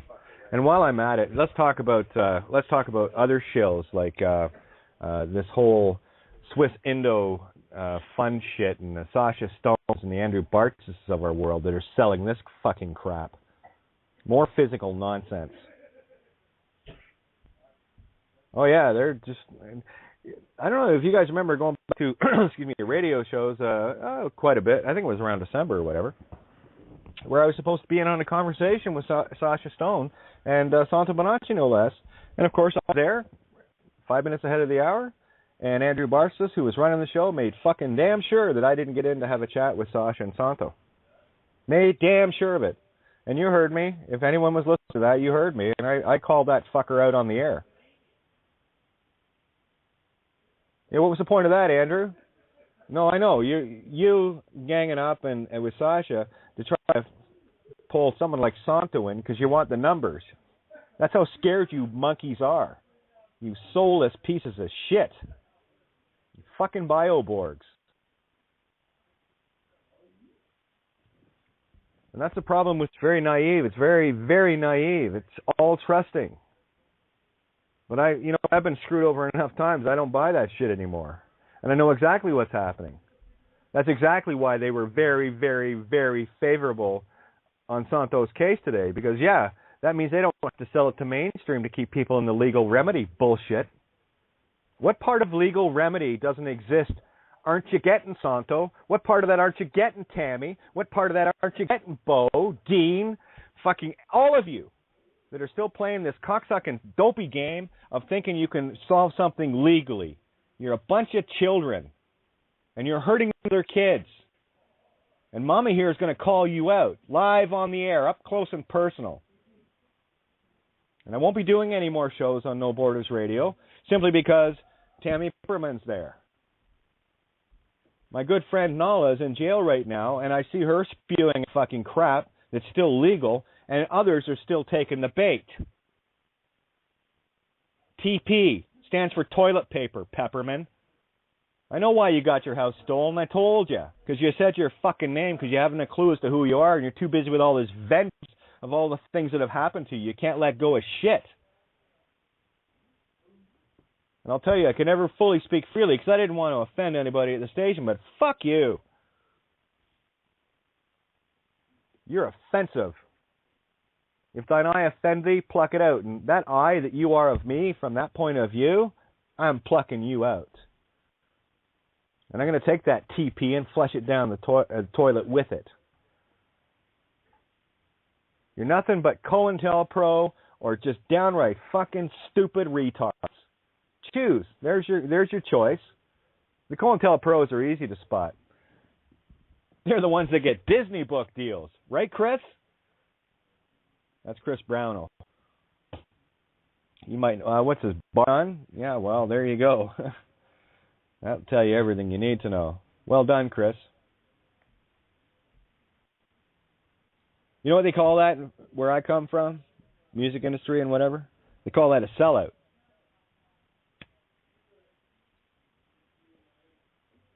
Yeah, that's a great idea. I haven't got you by your short and curlies on the ego.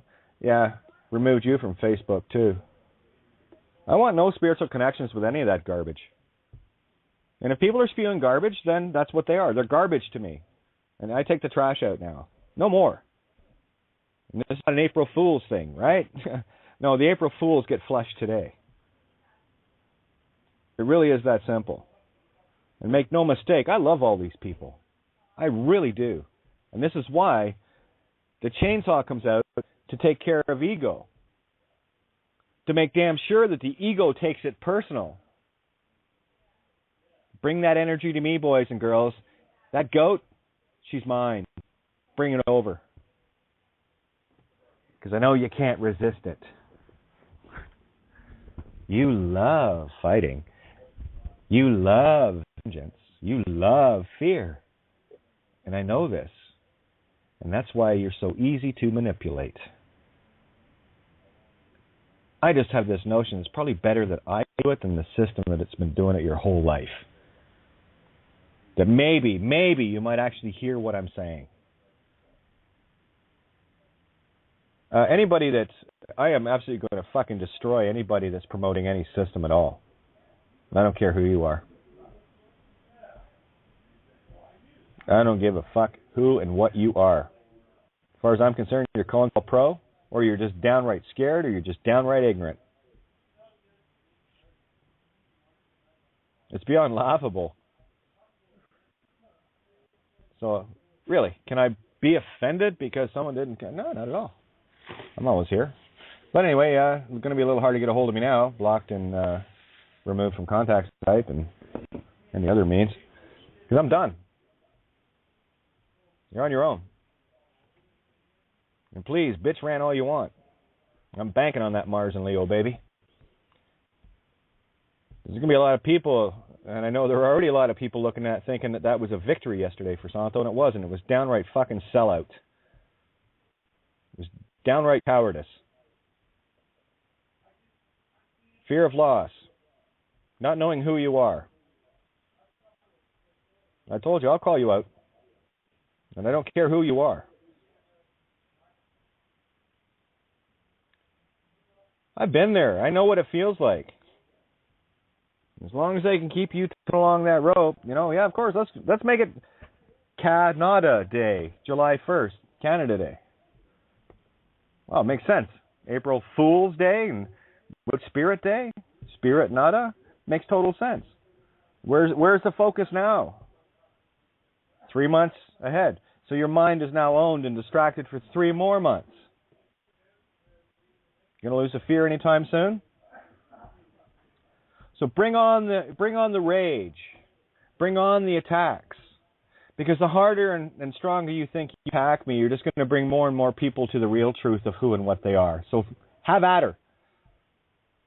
I've said I'm not here for a miscongeniality award. I'm not here to make friends. I'm here to make gods. And that's exactly what you are. And if you don't wake up, that's your call. You still want to live in fear of the meat stick stuff and all the rest of it, then you go ahead. But you're coming back and doing it again. I can't help but think of how many people in history dare to stand up and speak just about astrotheology and had their tongues cut out and burned at the stake. It's a little harsher than a few days in jail. And if you know who you are, you wouldn't be there anyway. And that's the thing, is I've always put my proverbial money where my mouth is. I work through the stuff and go, yeah, okay, that works. I see it, I feel it, it's all good. And then I step into it. I write essays about it. Then I have little experiences, with people like judges bowing and cops running away. Multiple times. What do you think it is that I might be doing a little different than the rest of these free man fucking morons? The Tammy Peppermans, the Bono's Entertainments. What do you think I'm doing different? Because I sure as hell ain't pulling their stunts. Because I know it's all bullshit. Never mind all the legal nonsense. They still don't even get the fact that their words are being used against them. Phonetically. And how many of you out there see this for yourselves, and it's beyond comical. It's beyond coincidence how all this stuff just clicks together. To language, all breaking down into the same things. Down into the proto-language. That's what we are working on right now. That core, that heart language.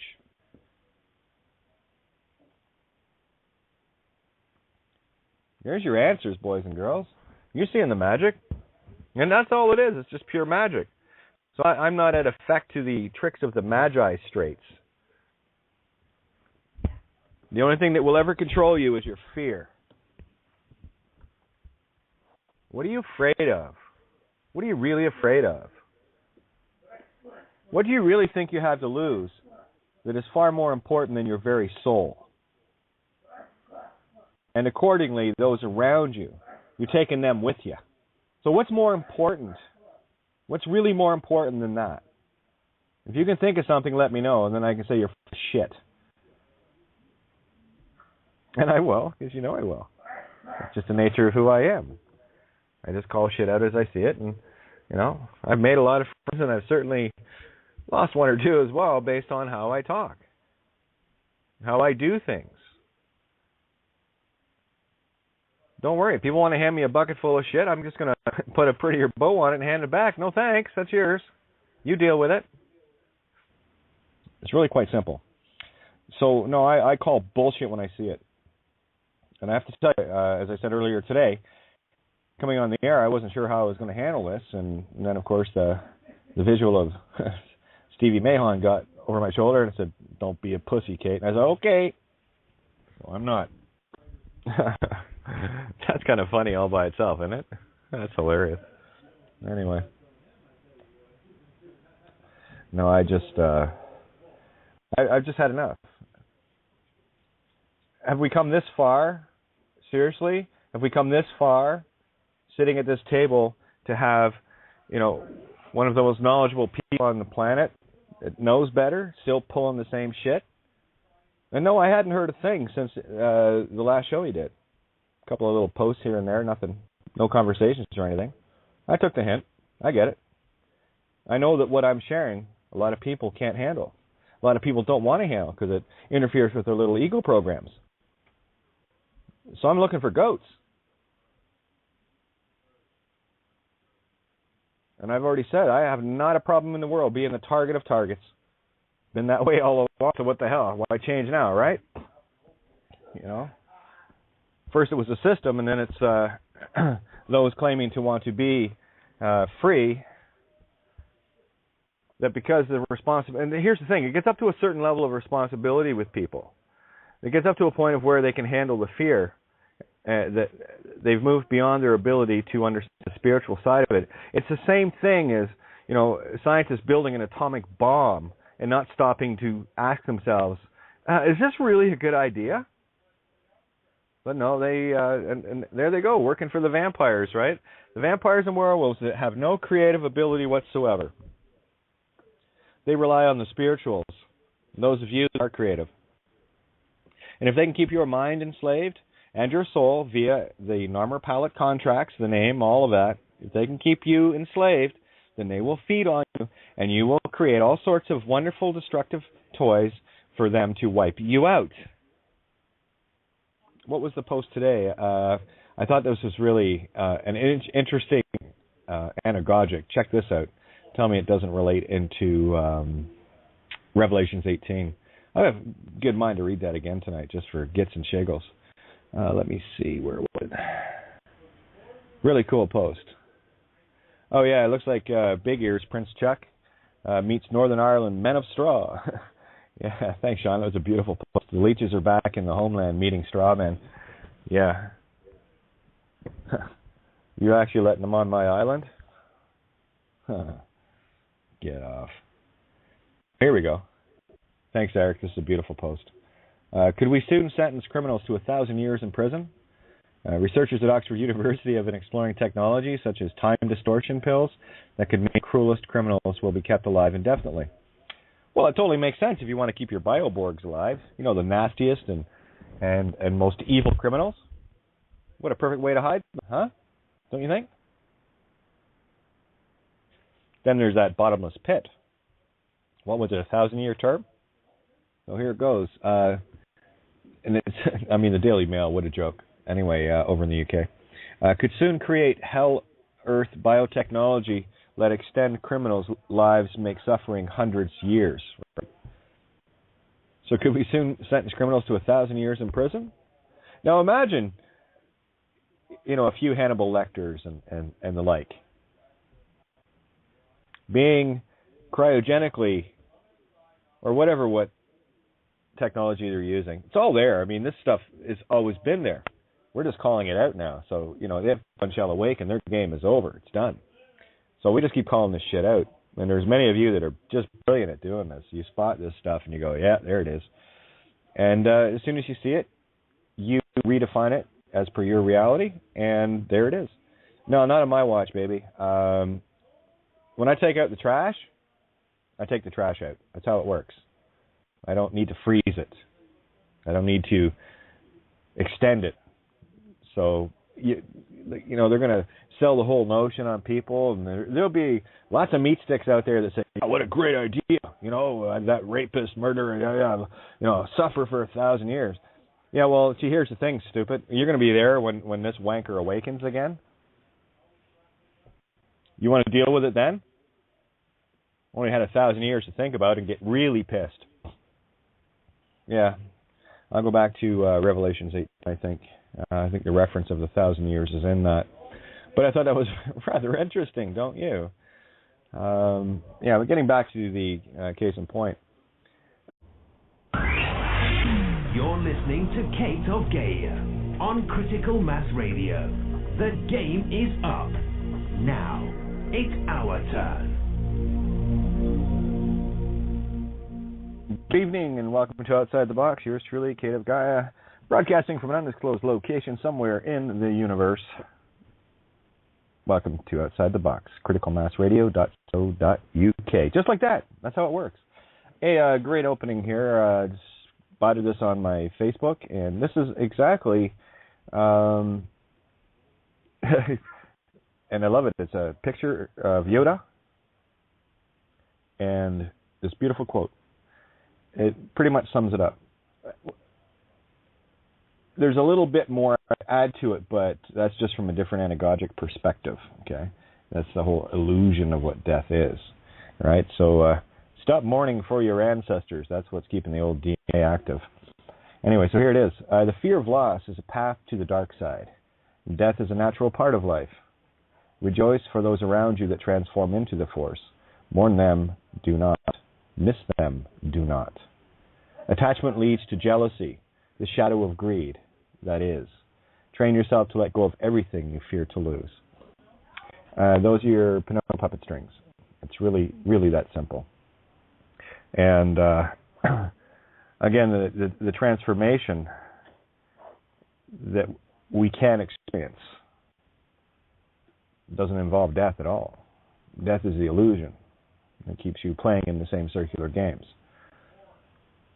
It's just a hunch, but I follow my intuitive, and it feels right. It puts a smile on my face. Going, yeah, that, and then of course it thinks right. There's no arguing truth. That's the joy of truth. You don't have to worry about anything. Stand in truth. You don't have to look over your shoulder. The only time you'll ever encounter any of that is those that are adamantly against truth. where you're maybe rocking boats a little too much, and of course that's where the ego fears kick in, and all sorts of dramas and scenarios get concocted in the brain, and of course creating emotionals, and people wonder why they experience the things they do. There might be a connection there, don't you think? So, yeah, I'd say there is. That being said, I was talking earlier today regarding the outcome that Santo had with his court thing, and I do want to touch on this and let people know. I take my spiritual contracts so seriously that I have not an issue in the world of cutting strings. I don't care who they belong to. And as of today, I've cut all the strings attached to Santo. And that's not a personal thing. It's not anything to be taken personal, but of course egos will, and I'm kind of banking on that.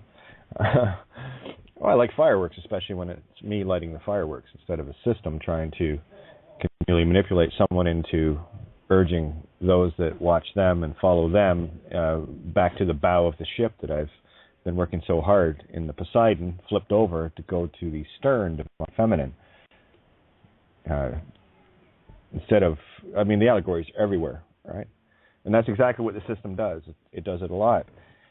You've seen this same program, and I just see this. That's the thing. When you see the story, when you see the programs running, you can spot them, and you're not distracted by who's involved, what's involved. It doesn't matter because it's all the same energy. And it's as simple as, can we get you chasing the carrot? Really funny in that little movie, Atlantis, The Lost Empire, Milo chucks his guts up over the side of the ship that they're on, and he says, "Oh, carrots. Why is it always carrots? I don't even eat carrots. I don't like carrots." Just a coincidence, right? Well, those are the spiritual carrots. And these are the funny cosmic little jokes that you will come across, especially when they start talking about proto-language in this cartoon. There must be some kind of rudimentary proto-language the Atlanteans speak, So, it's quite eye-opening. But the bottom line with me is it's got nothing to do with friendship or caring or love or any of those other ego things. This is spiritual warfare on the highest order. Or warfare. What are you wearing? The meat stick suit? The meat suit? Or are you finally going to wake up and realize, and I know I'm speaking to a lot of people that already are, so tongue in cheek, right? We got lots of new people all the time. That know who they are. They know that without them, that meat stick they're walking around in doesn't have any energy to work with. And this is exactly what's been going on here. I talked about the bioborgs the other night, the little BBs, right? The only thing that keeps them going in terms of survival is if they can drain our life source. And that's done through spiritual contracting. And it's a really simple contract. Not applicable, magnetic, electric. Name. Any attachment to the name is a spiritual contract and you're owned.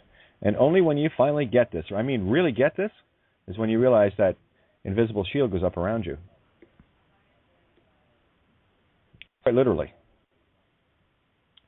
And the shield cannot get penetrated. Universal law is in full force and effect. Golden rule. That which you do upon another, you wished upon yourself.